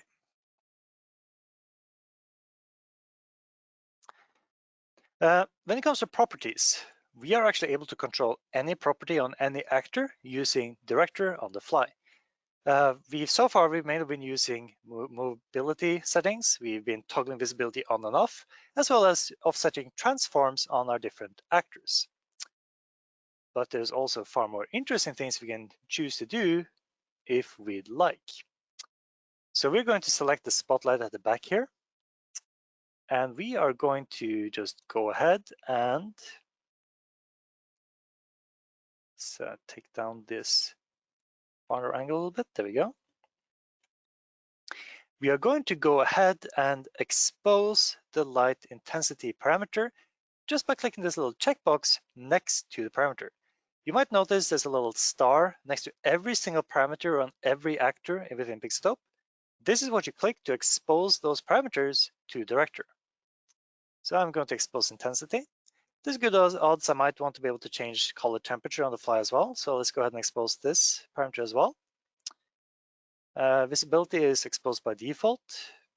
I don't think there's anything else I need to be able to change. We could, just for amusement's sake, also expose light color, just so we can see that working. We're also going to bake all the changes we just made in editor. See here if we can figure out, oh, I think I know what's going on here. Yes. So the reason we're having this insane artifacts on the backdrop is because we converted it to one of these actor types, which also changes the assigned material. Resetting this is going to take the black away because it had a black backdrop material applied. There we go, that was the issue, and now we are back to where we want to be. That means I could probably do the same thing on these things as well, convert them back to shadow and reflection captures. They should work as intended. Very nice. So again, we're going to save this and try this again in live mode. So we're going to launch this in live on this computer. Come to think of it, there's not really any point in me constantly closing and reopening this in separate live mode. If I were to play this in live within editor, we would have more or less the same effect. So I'm going to stop doing that. Simply because if you play in live, that means you're no longer using VSwig per se. You're now rendering the same output to both your output SDI feed as well as your screen. Okay. So you can see that I accidentally changed the stencil of the cube in the background. We'll fix that in a second. But for now, let's start dialing in the light being cast by a spotlight, which I actually can't do because I can't see the light source. So we have to do this in the editor. Okay.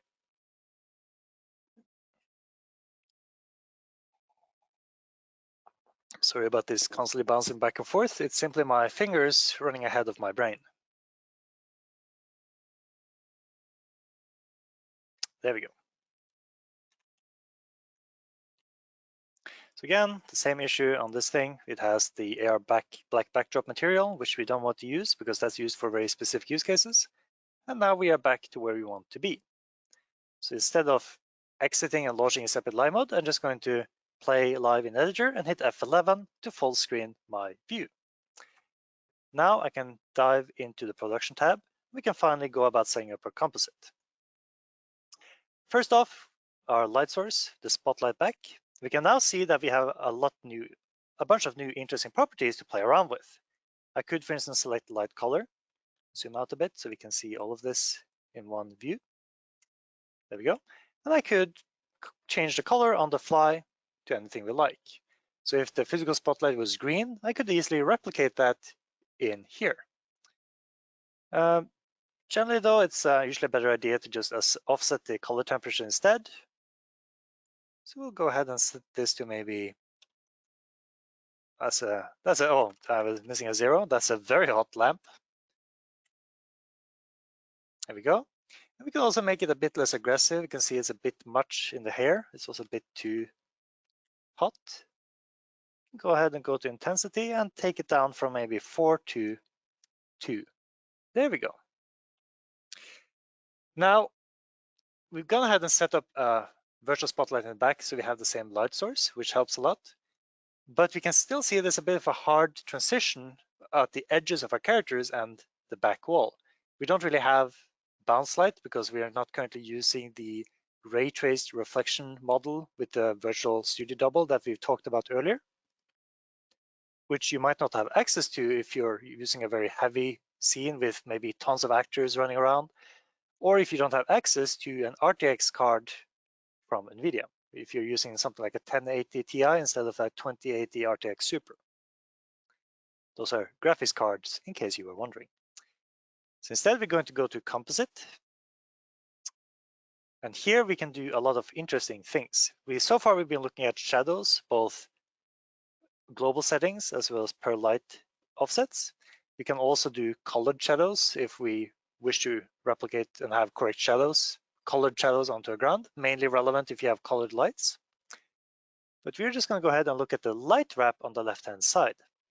Light wrap is something we've built into our composite pipeline, both for our 3D graphics as well as video.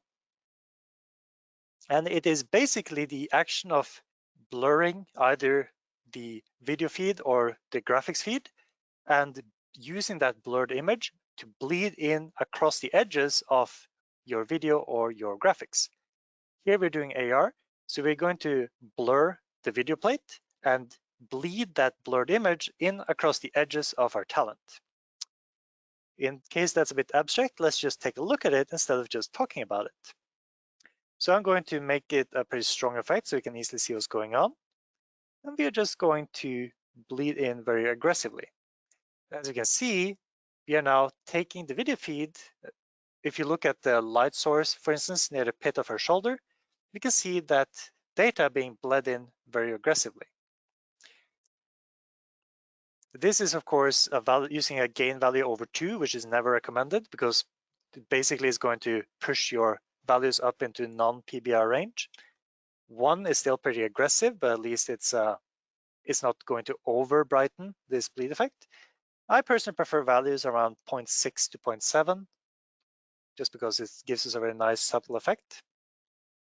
But just for amusement's sake, let's keep this at 1 for now. So alpha blur will blur in the alpha allowing us to bleed in along the edges, whereas background blur will blur the actual background. This has some performance overhead to it, so just be a bit mindful of that. This is also a pixels per pixel blur, as basically a pixel space effect, meaning that if you zoom out, it's going to look like the light wrap effect is growing, simply because the graphics is going to be fewer pixels in size, so 5 pixel bleed in is going to mean a lot more. That's why we also have this fade distance, allowing us to fade this effect out as we pull away from our talent and our graphics. So I'm pretty happy with this. We can turn it on and off. You can see it basically just gives us a bit of a slight rim light effect, like a Fresnel thing bleeding across the edges. The background blur is still a bit aggressive, so I'll pull this down to maybe 2. And that is not too shabby. Oh, sorry, not the background blur, it's the alpha blur. Just to keep it a bit more tied up at the fringes, as we are seeing here. You can also see at the foliage at the sides, especially on the right-hand side, it just helps bring up some of those very dark edges. I personally feel it's bringing them up a bit too much, so we're not going to set them to 7, we're going to set it to 0.7. And if my colleague Magnus were to go in and just try to wiggle the light, because we want to go back to the original position, so don't move it, just bend it to the sides. So you can see as Magnus moves in, he is actually going to be bleeding instead. And as we move the light source, keep going, push it further. As we push it to the other side, we can see the Fresnel effect happening on the other side instead. Very nice. Thank you. You can just leave it back where it was. That's pretty close. Thank you. Nice. The next thing we would like to do is bloom our graphics a bit. We can see that there's no bloom currently happening. The arrow looks pretty flat and lifeless, despite being a very highly emissive surface. So we're just going to go ahead to our graphics adjustment and just re-enable bloom, because I overrode this earlier within the level. See here, I might also have some rather bogus values. Oh, that's a bit much. There we go. So by pulling down the threshold, I'm now able to start applying bloom from this glowing arrow onto the graphics themselves.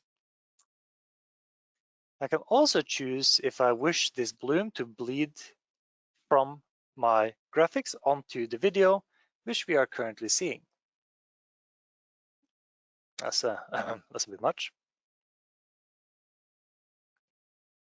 The easiest way to fix this is actually probably going to be to adjust the emissive values of the arrow, because these values are rather extreme. So let's just bring this back to a reasonable range.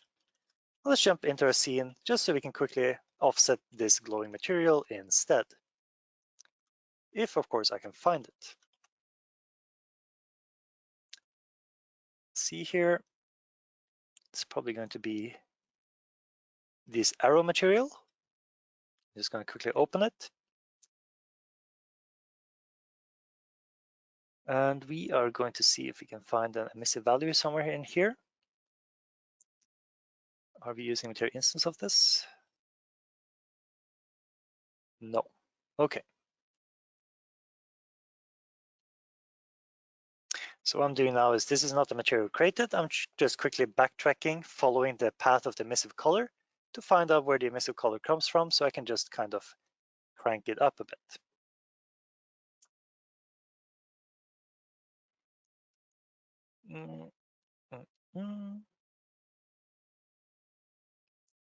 This looks promising. Let's adjust this edge brightness value perhaps a little bit. We could, of course, also just go ahead and multiply the overall emissiveness of the arrow. We can just actually be a bit lazy and go ahead and add an emissive value as well. This is not a very clean or correct way of doing it. I apologize to anyone from Epic who might be watching, but it's just for the sake of efficiency, just so we can move on. Let's just give this a nice, bright, emissive glow. There we go. So this is actually an emissive color It's actually a very glowy color because we pushed the value over 10, over 1, I mean. And as you can see, that brings this up into self-illuminating range. We are going to go ahead and save this, which is going to take a bit of time as this is a fairly complex shader. And we should immediately be seeing the arrow become much brighter, which is going to make it easier for us to separate it out for a separate, to have a more sort of isolated bloom effect.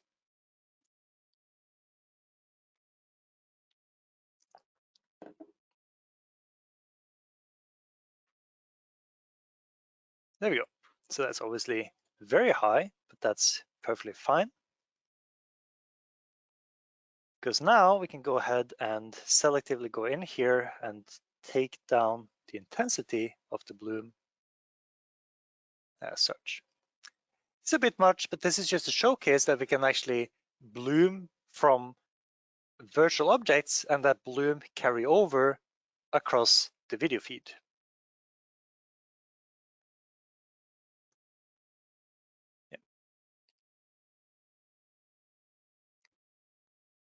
We can also choose to turn this off if for some reason the director is telling us not to see. It seems to be spamming a bit, but we can also turn this effect off if for some reason we do not wish to affect the video plate more than we have to and not apply blooms that bleed across video pixels. For now, we're pretty happy with how this looks, so we're going to leave this as is.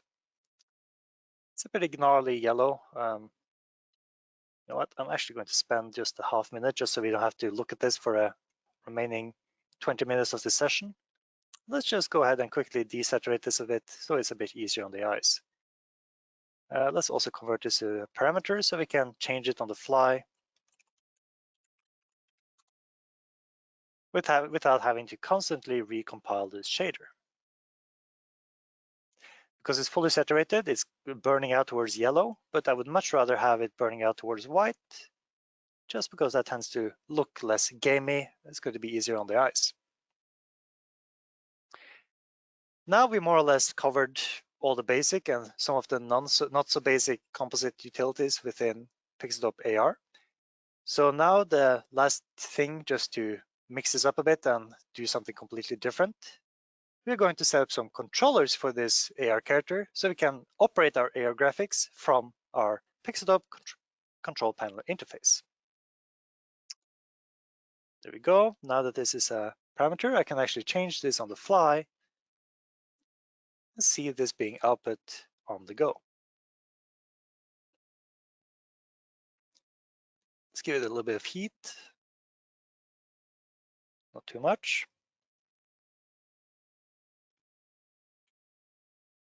There we go. I'm happy with this. We're just going to go ahead and close this. Yes, I do want to save this. Please do not recompile.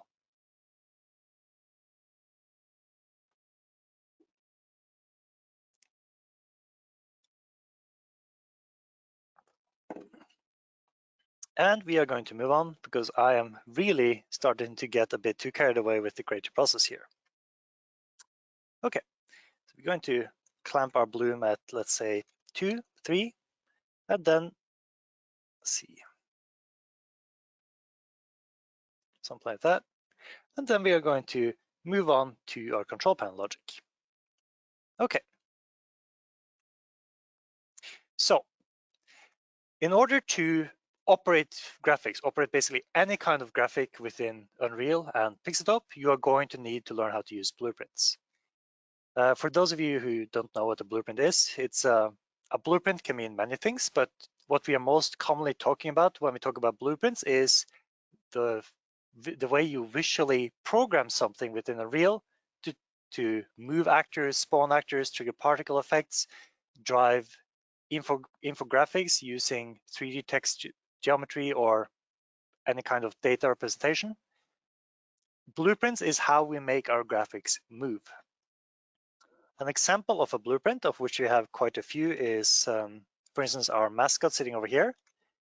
We haven't been seeing him doing a whole lot, but he has a pretty extensive blueprint. Let's see. He does not. He doesn't have a blueprint at all. But his big brother, who is able to walk and talk, let's see if we can find him. Let's see here.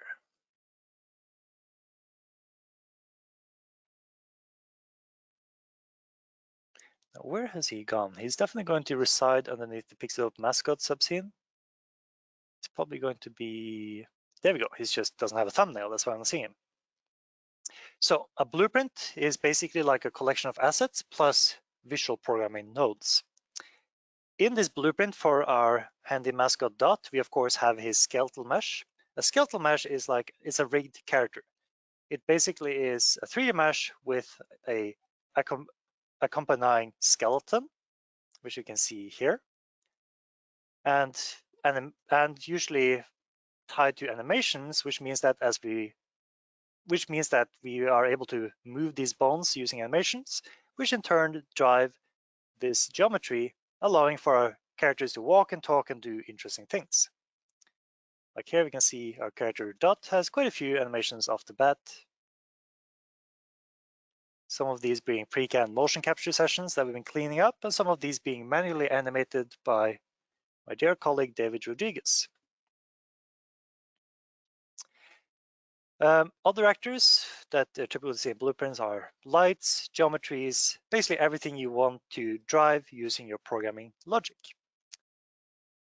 So in this particular blueprint, we have a bunch of audio source, audio emitters, we have a bunch of separate geometries for detachable body parts, and then we have the blueprint which drives all of it.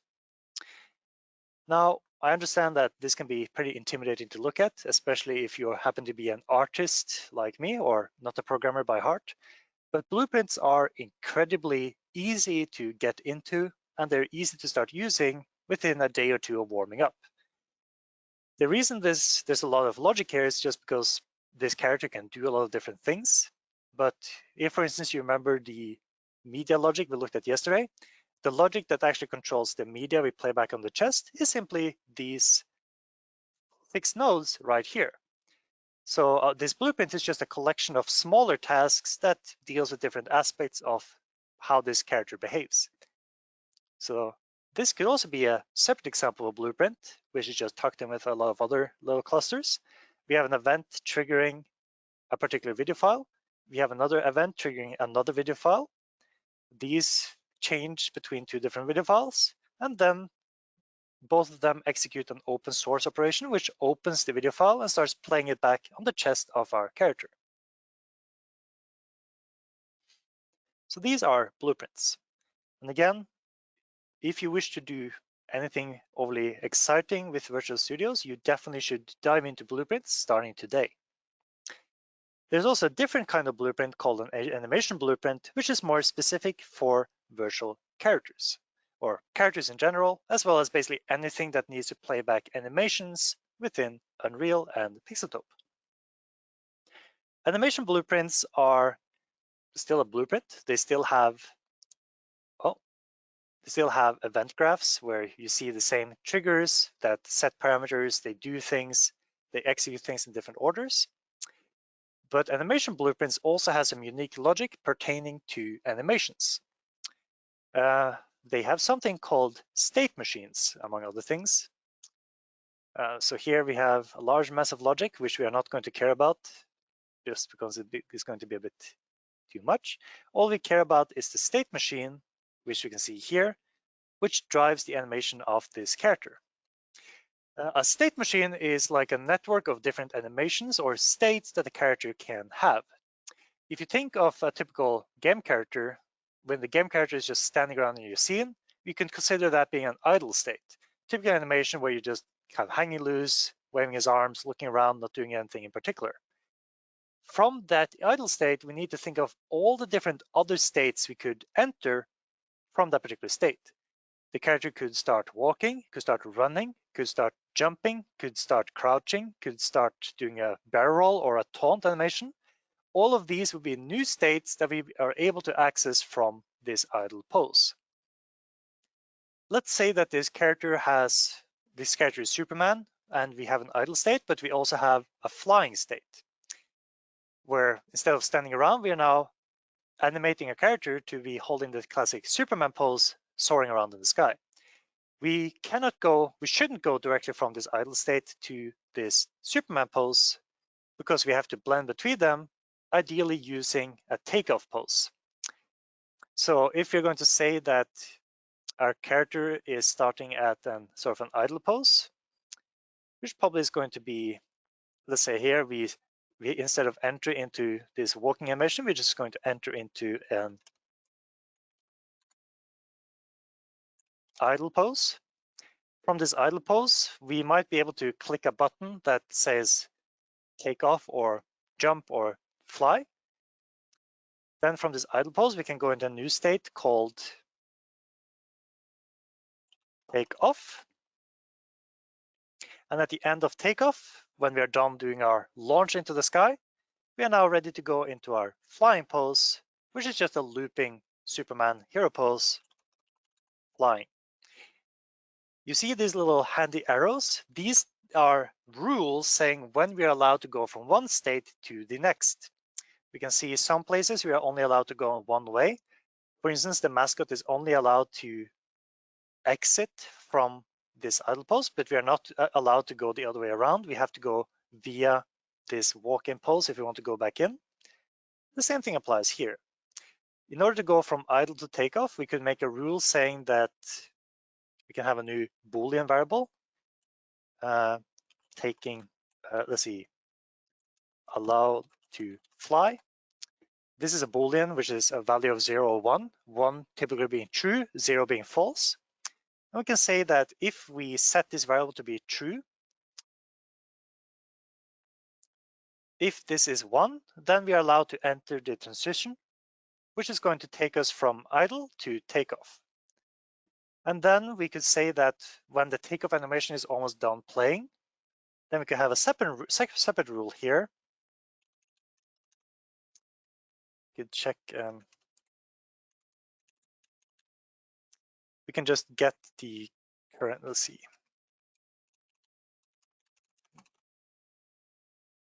Yeah, get relevant enemy time remaining. This is going to tell us how much time is left of the takeoff animation. And we can say that if there's, let's say,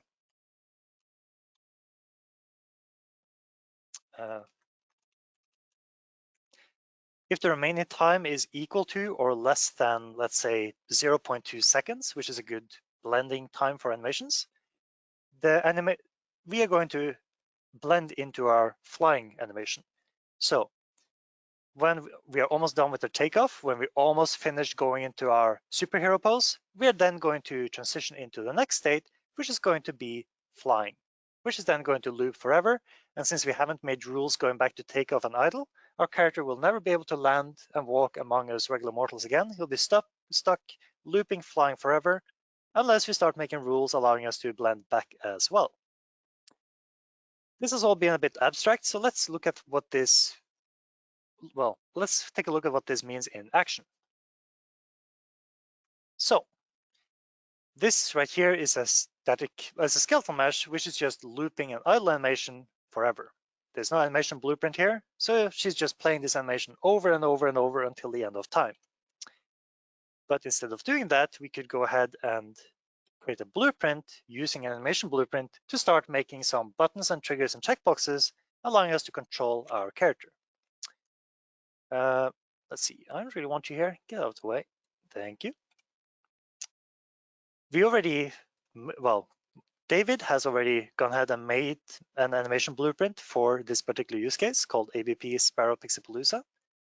Just because we don't want to do that from scratch here, we can see that David has already put together a state machine where the moment we start simulating our game, basically the moment we go live or hit play, we're going to directly dive into our start pose, which is going to be sort of a hidden pose or off-screen waiting pose until we enter our character. This is very typical for AR characters. If you don't want them to be on stage from the very start, you might want to have some kind of intro animation or particle effect, or have the character solidify or drop from the sky or burst to a wall before you go into your looping idle pose, which is what we are seeing here. The way this is done is that we start in our start animation pose. And this initial animation has a play rate set at 0. As you can see, play rate basis set at 0, which is actually it's set somewhere else. It's not set here. But basically, this variable here, start enter animation, it should actually be named start animation play rate, has a default value of 0. And this is plugged in somewhere to control the play rate of this very first animation. The rule allowing us to go from this start pose into our idle loop is, if we double click here, when our start animation has less than 0.2 seconds remaining, we are then allowed to enter this transition, blending from this pose to our idle pose. Given that this first pose animation has a play rate of 0, meaning that it's paused at the first frame, we will never be able to go into idle unless we set the play rate to be 1, which then will take us from this pose to this pose. When we are in idle, we can see that we have 3 different emotes we are able to go to. We can do this bow balance animation. We can make Sparrow do a handstand. And we also have this sort of bow taunt pose, which we are allowed to trigger from idle. As these animations are done playing, we can see that we check the remaining time of these respective animations, and when they're almost finished playing, we'll automatically be blending back to idle. So all of the rules out of these are simply going to be Boolean check, do bow pose, do bow balance, and do handstand. Simple Boolean switches where if we flip them, we're going to blend into these different emotes. And then at the end, we have sort of a exit animation, which we can trigger, and it's going to play and then blend back to our completely exited state. So let's start building a blueprint and see how we go about utilizing this animation blueprint and connecting it to a control panel. So we're just going to go ahead and create a new blueprint from scratch. It's going to be an empty blueprint. We're going to call it BP Sparrow Session 2. That's a very bad name, but it is what it is. There we go. Now there's not a whole lot going on in here right now because we haven't added anything yet. So we're just going to go ahead and add, not an animation blueprint, we're actually going to go ahead and add a skeletal mesh. So the cool thing is all of these skeletal meshes are different skins of the same character, but they're all using the same skeleton and the same animations, meaning that we can choose whatever of these we would like to use logic. I think we can just go ahead and spell, which I think look quite nice. Accidentally clicked the wrong one, so we have to wait for this before we move on.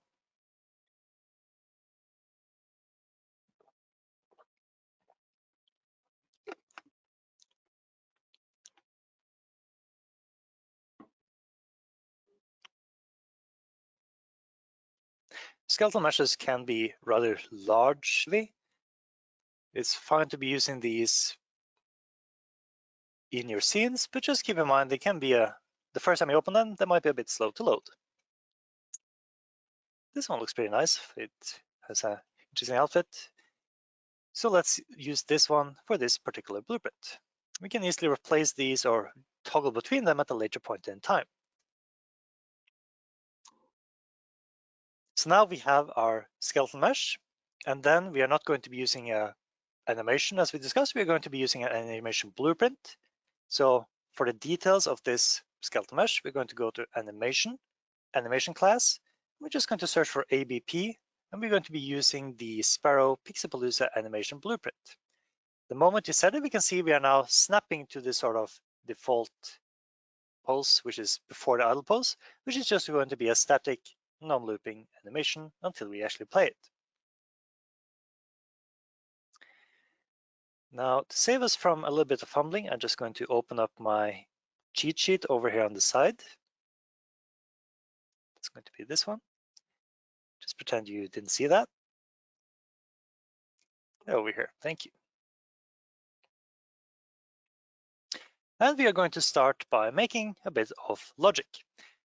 So we can do this step by step. The first thing we'd like to do is make a single button that we can click to bring our character into our virtual set.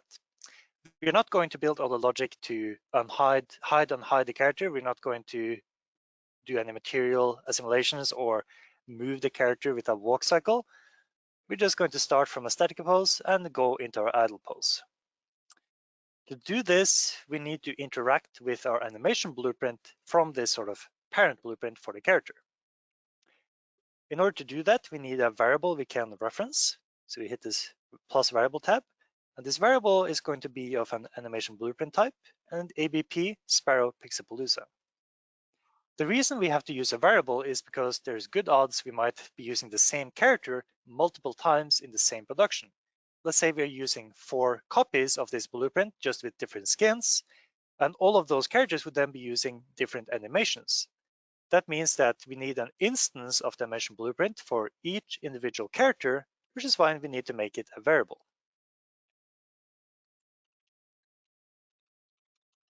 I'm going to name this ABP character blueprint. The first thing we're going to do on begin play is simply populate this variable. We're just going to assign the blueprint on the particular skeletal mesh in that particular instance of the blueprint. So we're going to drag this in. We are going to set the value of this variable. That is going to be the animation blueprint of this skeletal mesh. So we're just going to drag in a reference to the skeletal mesh. We are going to find out what the animation instance is on this skeletal mesh. This could be a looping animation, but we know for a fact it's going to be an animation blueprint. This always throws me a bit off guard because it's not get animation instance, it's get anim instance. Then we are going to cast this. We know this is an animation blueprint. So we're going to tell the blueprint that, hey, this is animation blueprint, ABP Sparrow Pixopalooza. This is known as a casting operation.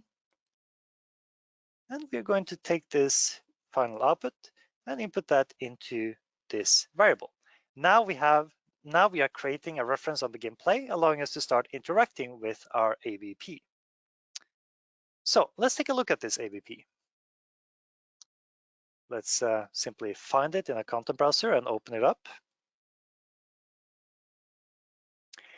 So we can see under event graph, we have a bunch of different triggers already set up. Trigger bow, trigger handstand, and trigger bow balance. These are the different taunts.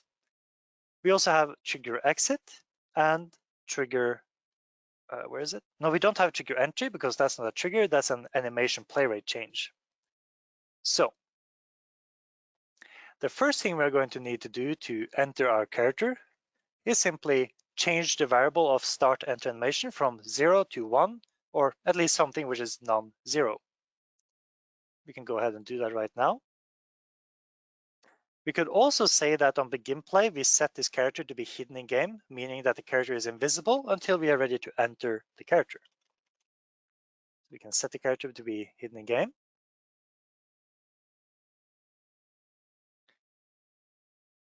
Compile it, save it. Now, if we pull this blueprint into our scene, which I actually forgot to do, could we get a nice full frame of our floor here? I hit Control B just to find the blueprint in my content browser, so I can quickly drag it in. Let's go ahead and put our character over here. So here we can obviously see our character both in the output and in our editor. But the moment I hit play, if you look closely here in the blueprint logic, we are going to set hidden in game to be true, which means that when I hit play, the character becomes invisible. So again, you saw this fire off, which sets the character to be hidden in game. Okay. So the next thing we want to do is, now that we've prepared a character, we would simply want to trigger an enter animation, which we're going to do by making a new custom event. Let's call this, we always prefix our events, the events that we want to access from our control panel with PX, just so they're easily identifiable. And this is going to be PX, or for Pixotope, enter character. Goes to just, that's unnecessarily long. Let's just call it PX enter. Short and sweet.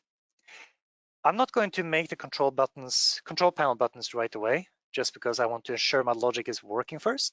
So I'm going to go ahead and click the checkbox in the top right corner called call in editor. This is going to put a little gear on this custom event or this trigger. And we can see now that clicking the blueprint, I now have a new little widget in the details panel, allowing me to manually trigger this event without having to make a control panel. Then we're going to pull in a reference to the animation blueprint, because when we fire this off, we are of course going to trigger. No, we're not going to trigger enter. We are going to set a variable. I don't remember the name of it, so let me see if we can find it in this list. We are going to set start enter animation. It should be named set start enter animation play rate to 1. And that's really all the logic we need. That's not true because we've actually hidden our character. So let's make sure we also unhide our character the moment we start playing this first animation. Drag in a reference to the skeletal mesh, and we're just going to set hidden in game to not true. And then I'm going to select all these nodes. I hit C for comment, and we're just going to describe what these nodes do. This is the same as adding a bit of commentation in your code if you're a programmer. It's always good to document as you go along to ensure that the people that work with your blueprint after you understands what your logic is supposed to do.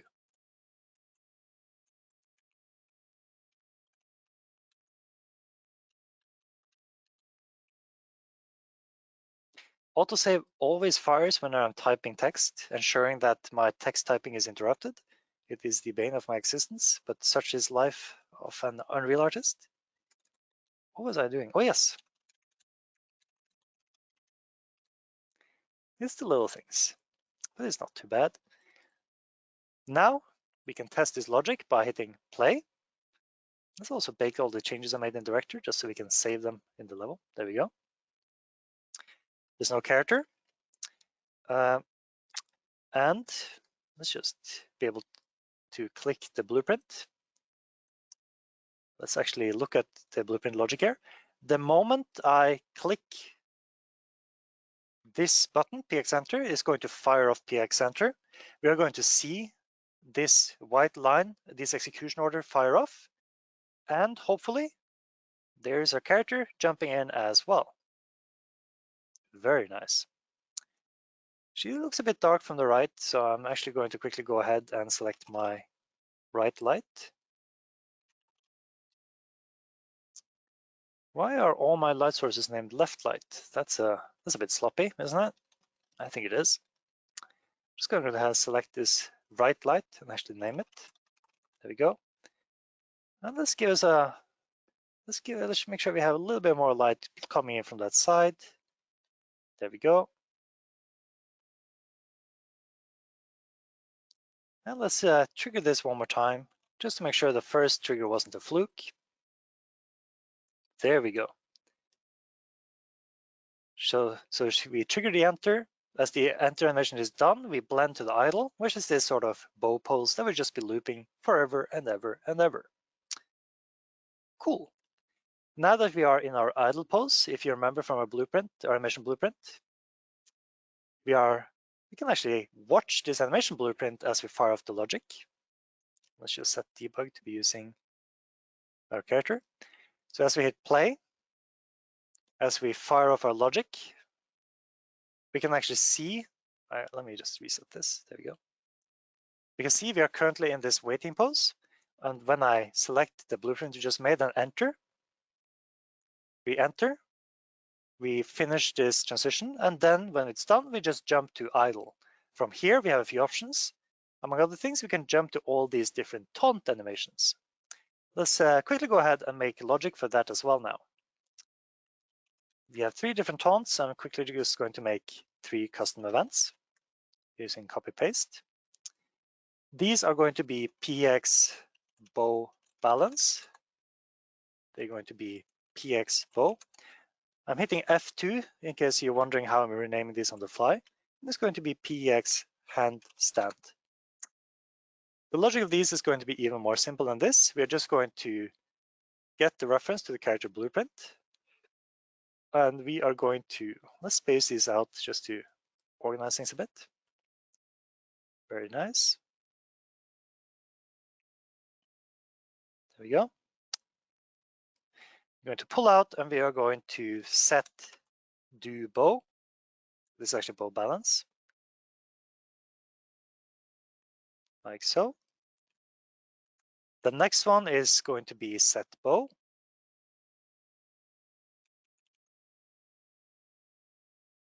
Like so. And the next one is going to be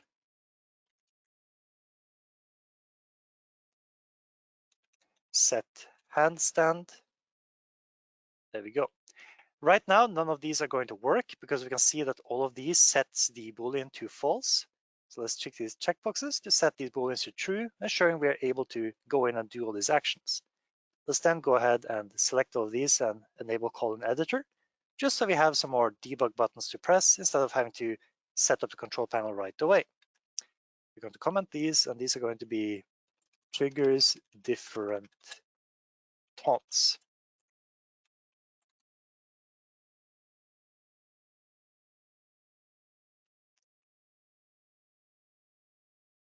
We can also go ahead and just introduce our last piece of logic as well, which is going to be custom event px exit, which, as the name probably alludes to, is going to simply exit our character by triggering exit.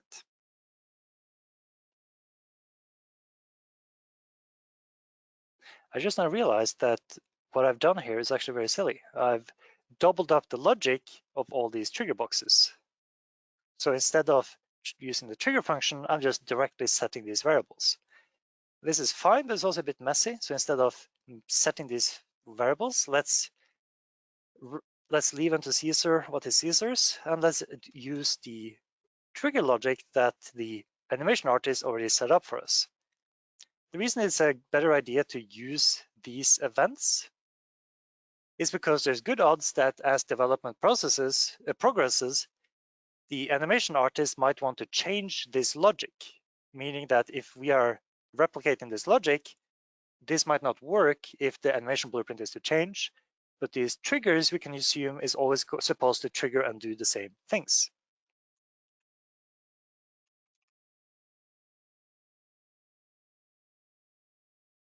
I can see I have some unread messages over to the side, so I'm certain I have at least one of my colleagues that called me about to make a pretty huge mistake right off the bat. It's good that we have someone that knows what they're doing watching this stream. There we go.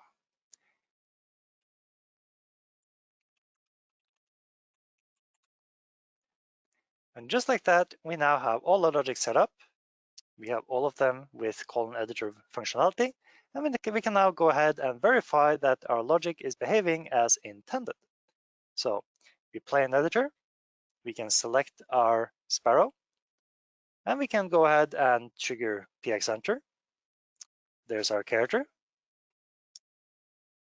Then we can go ahead and let's see, we can do the bow pose. You can see now get a handy little flaunt there. We can go ahead and do a handstand. Very cool. Nice example of cloth physics within Unreal as well. Whenever we are done, we can do a px exit, where we first play our sort of exit animation, and then our character is gone. Now, I've actually haven't set logic up to hide the character at exit, which means that she'll be stuck in her idle pose as is. But I see we're running dangerously short on time, so I think it's time for us to move on. We don't need this to be perfect. I mean, this is something you can build on forever if you so choose. And the really cool thing is, now that this logic is set up, is nothing stopping us from, let's say we can go into our blueprint again. This one here, I believe. And I could, for instance, grab my skeletal mesh and replace it with a different variant of the same character. But all the logic is still going to work as it was before, because the skeleton is the same and the animations are going to be the same. So let's save this and let's jump into this in standalone live mode. I could of course do this from play in the editor, but let's take a look at how this will work for more of a technical operator during a rehearsal or live broadcast.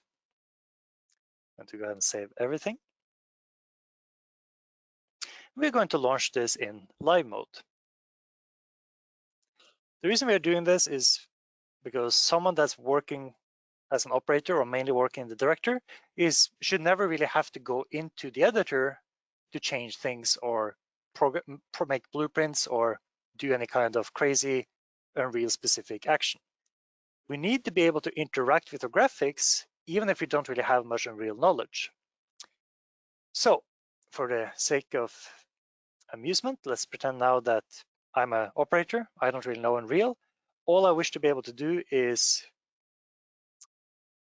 let's see here for a second. There we go. All I need to be able to do is grab a blueprint, which an artist has told me is called Sparrow, and I need to be able to build a control panel for this character. So we are going to do just that. We are going to create a new control panel from the director.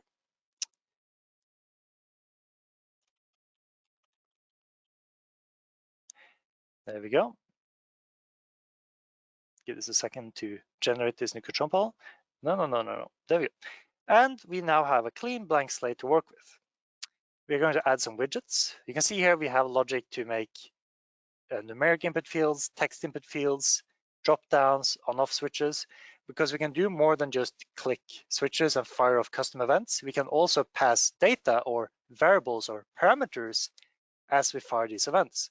For instance, if we're doing an election graphic, we might want to be able to type the name of a state or a delegate or a number to show a percentage or result and pass that to, let's say, a bar graph in our AR scene instead of just clicking a button that triggers a pre-recorded action. For now, though, all we have are pre-recorded actions. So I'm just going to add a bunch of different triggers. We're going to have our enter exit logic, as well as our 3 different taunts. Let's go ahead and add a few labels as well so we can identify what these sections are.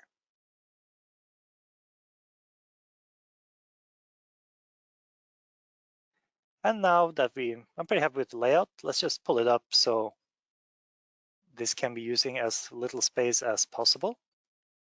It's nice for a control panel to be easily readable, but it's also nice for it to be compact. This is going to be enter/exit.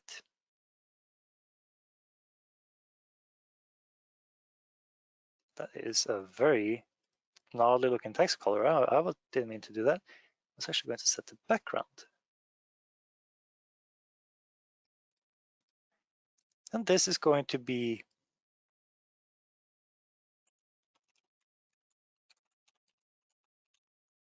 fonts. Let's make that a bit more flamboyant. Let's make it an aggressive purple. There we go. That's a nice color. We can also use images if we would like to do that. So we can actually, instead of having a label, which is just a gray background, we can use an image file instead. Then we are going to populate all of these triggers by just pointing them at actions within the blueprint. And those are the actions that we just created within the blueprint we just made. So we're going to have enter. Target is going to be, well, the artist told me that the character was called Sparrow. So I'm just going to search for Sparrow. And there we see BP Sparrow session 2. Name conventions are important because I could also just search for blueprint, which we know is the correct name convention in our office. And now we can see all the blueprints within our scene. I can see that it's probably going to be this character, which has a name that rings a bell. And clicking this gives me an overview of all the different functions within this blueprint. Now there's a lot of different things here. Let's say I didn't make this blueprint. I don't really know what I'm looking for. But I know that the artists, since they're always following our style guide, they're always going to use the correct prefix. So I'm just going to search for PX. And now we see all the different events we just made. So we can see we're going to make a button for enter. Let's make that a nice green color. Next one is going to be, I don't know what the next one is because I didn't make the blueprint, so I don't know what the functions are. I'm just going to search for PX. You can see that there seems to be an exit function, so I'm just going to make a button for that as well. being exit, I believe that probably should be red. And we can keep going and populating our buttons this way.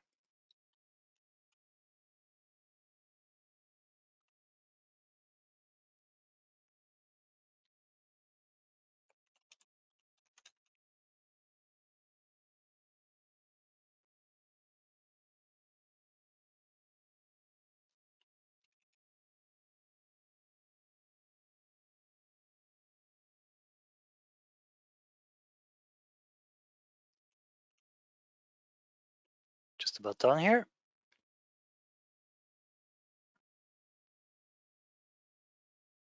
Something that's also worth mentioning is the fact that a single trigger can do more than just trigger a single action. If the custom event was set to receive a variable, like maybe a number or a string or some kind of data, we could easily type in a pre-programmed bit of data. For instance, if we have a blueprint for election graphics where we can pipe in predefined names, then we could make different triggers that all of them have a pre-programmed name string, just so we have a single button that automatically changes, for instance, a state to Arizona or a color palette from Republican to Democrat to Independent. We can actually showcase this right now, because if we try to go into, let's say, one of these taunts before we have gone into the idle pose, the taunt will do nothing. Because if you remember the animation blueprint, we start sort of idle invisible. We go from there to our idle loop. And from there, we're able to branch into our handstand, our bow animation, as well as our bow balancing animation.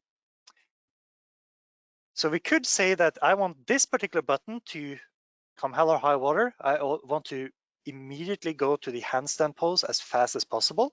So I'm going to say that I'm also going to trigger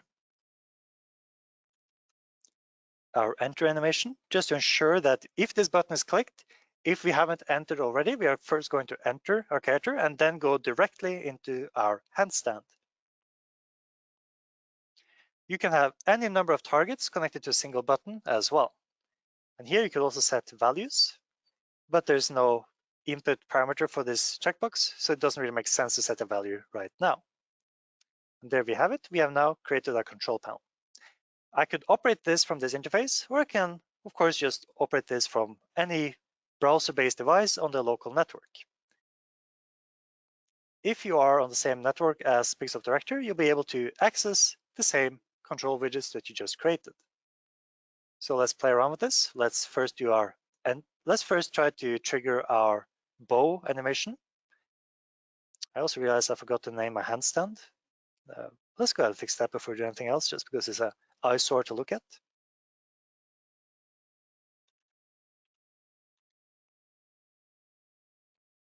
There we go. Apply, save, and then we just refresh our control panel, and there we go. So let's say I trigger here my bow balance. Nothing happens because we haven't entered the character yet. If I trigger enter, we unhide the character, she comes in, we go through the animation blend into idle. The moment idle is done, she will now do her taunt because it's already been checked. We are already waiting to go into the pose. We just weren't in the right state yet. The ceiling here is a bit too low for her to be doing that. And then at the end, we can now do our exit. Feel free to move the camera a bit if you like.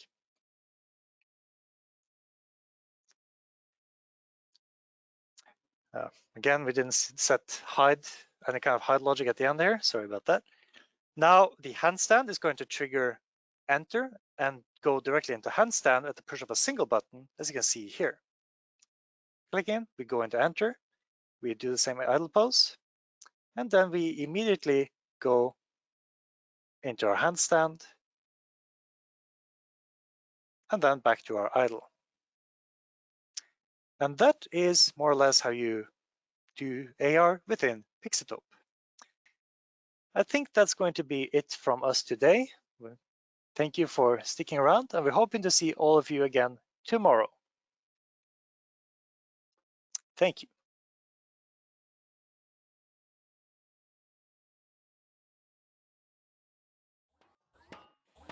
The answer to that is for camera input and chroma keying, you definitely need an SDI input, sadly, because you will need an SDI input to an AJA input-output device or card.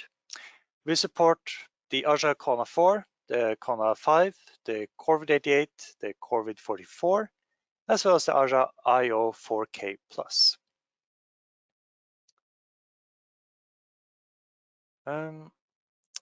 There is, however, for debug purposes, there is a way you could use a webcam as an input through the Unreal Engine 4 Media Framework. In order to get this up and running, there is the guide you've been linked, but basically for all of you who are interested in doing this, please review the Unreal Engine 4 Media Framework documentation available from Unreal's own documentation on their website. Importing custom lens files, if you already have a custom lens file calibrated or set up to be used by a different virtual production solution, you can use it in Pixotope, but you have to send it for us for conversion. It's generally a very painless, streamlined process. You just have to reach out and have us do the conversion for you. So within Unreal, a unit inside Unreal is basically 1 centimeter. If you measure a virtual object to be 300 Unreal units high, that means you know that that virtual object is going to be 3 meters tall. And inversely, if like here, we needed to measure how tall the boxes were that we put out and to make shadow holdout geometries, we measured those boxes to be 19 centimeters across. And then we just created a cube within Pixotope. The native Unreal cube is 1 by 1 by 1 meter, and we just scaled it to 0.19. So for these all the basic geometries within Unreal and Pixotope, like the cube, the cylinder and such, have basic measurements of 1 meter. The short answer to that is, generally speaking, no. The reason for that is we've tried to use different ways of matching up the sync between a tracking delay and video input delay.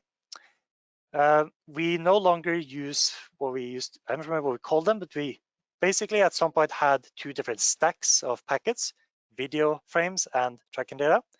And we would just be matching these up sort of on a first in, first out workflow. The problem here is that if you were to drop a tracking packet for some reason, the tracking stack would change. And now suddenly you'd be skipping a tracking packet, and you would now be misaligned between your video and your tracking data. We no longer do this. We simply, how the current frame matching works is based on the buffer size. So as long as we are correctly receiving tracking and video packets, your sync should be good. Right now, if you are missing tracking data, I believe instead you might risk seeing a hitch, but you will not lose your sync. So you're absolutely correct. The synchronization of tracking packets do need to be carefully managed, but our system today is very robust in preserving timing. This also, of course, means that reliable network transmission is absolutely essential. Tracking packets must arrive on time. This is also why we strongly recommend that you, under general settings, use a dedicated network adapter for your Pixotope and tracking setup. Please do not use the same local area network as everybody else in the building is using, because the moment Jim Bob over in accounting starts torrenting The Walking Dead, suddenly your tracking packet starts arriving all over the place, and your production happening in Studio 3 is going to have a very bad time.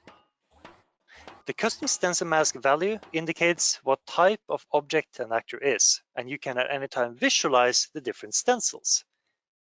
So here, if I jump into Preview Live, I don't actually have to do that even. I could just go to World Settings. At the very top, you can see that we can change our visualization mode to see the different stencils. So here, for instance, if I choose to jump to Shadow, let's see, I believe it's going to be,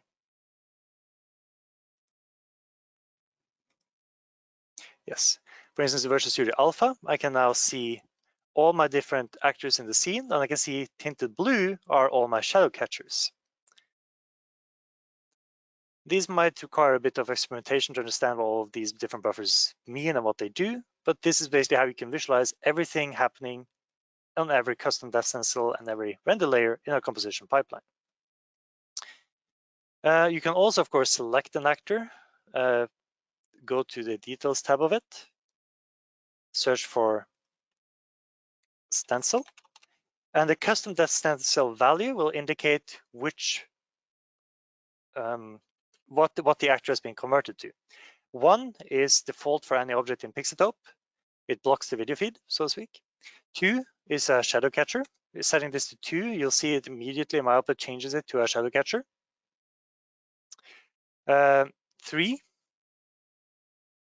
4 is free. It used to be garbage matte. 8 is a mask channel, which is used in very specific, particular edge fringe cases. You could consider 8 to be deprecated. 16, if something is set to 16, it's going to be a Visual Studio composition plane, basically used to project video onto, as you can see. 32 is for translucent objects, things like glass, things that require to be comped in a different way. And 64 is for ambient occlusion mask objects. Send this to 64 is you will allow us to mask out ambient occlusion, but also requires some other parameters to be changed. And the last one is 128, which is used for augmented reality holdout objects, as seen here. But as I just mentioned, you should not be setting these manually. We're just showing those so you know where you can find it, but you should try to be converting by just using the right-click menu.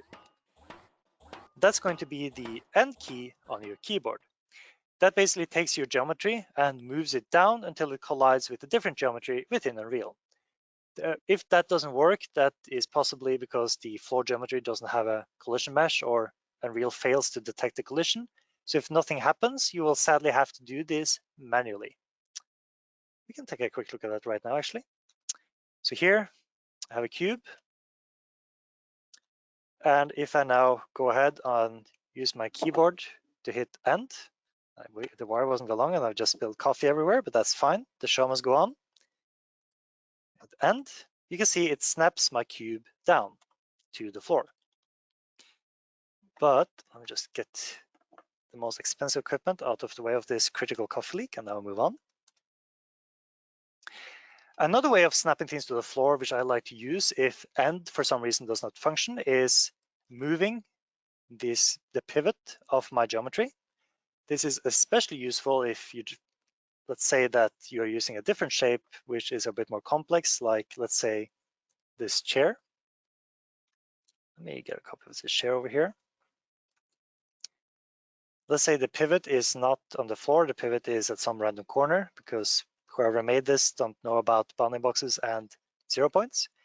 You can use the middle mouse button on your mouse to move the pivot, and you can hold the V to snap this to any particular vertex. Like I'm doing here, I'm snapping it to the lowest vertex on this foot. You can right click, you can go to pivot, and you can set as pivot offset. The next thing you can then do is, now that the pivot is on the floor, we can just find a vertex on the floor. For instance, this corner vertex over here. And we could, for instance, simply grab this object. Let's see if we can shuffle this over here. And snap it to the vertex of this particular plane. So I just move this, I hold V to snap, and it snaps to this vertex. And now our object is guaranteed to be on the floor. This can be a bit more finicky and time-taking. Personally, I tend to eyeball it. I will use the snap to vertex to snap my pivot to the lowest vertex available on the model, like for instance the corner, like here. Then I'll simply move it on down. See, don't do me like this. Until I see that the white ball, which is the center of the gizmo, is halfway below ground. I'll just go ahead and zoom in. As you can see, it's now halfway to the ground, which means this object is on the ground with sub-millimeter accuracy, which should be good enough for pretty much every use case unless you're using a 1000mm telelens in some kind of crazy microscopic production.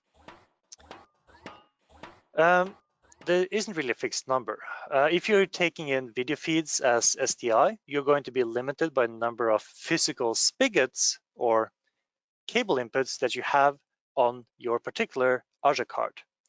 If you have something like a Kona 5, then you are going to have 4 inputs and 4 spigots, which has to be used for both input and output. Whereas if you have a Corvid 88, then you're going to have 8 spigots, which means you could, for instance, have 1 input and 7 outputs.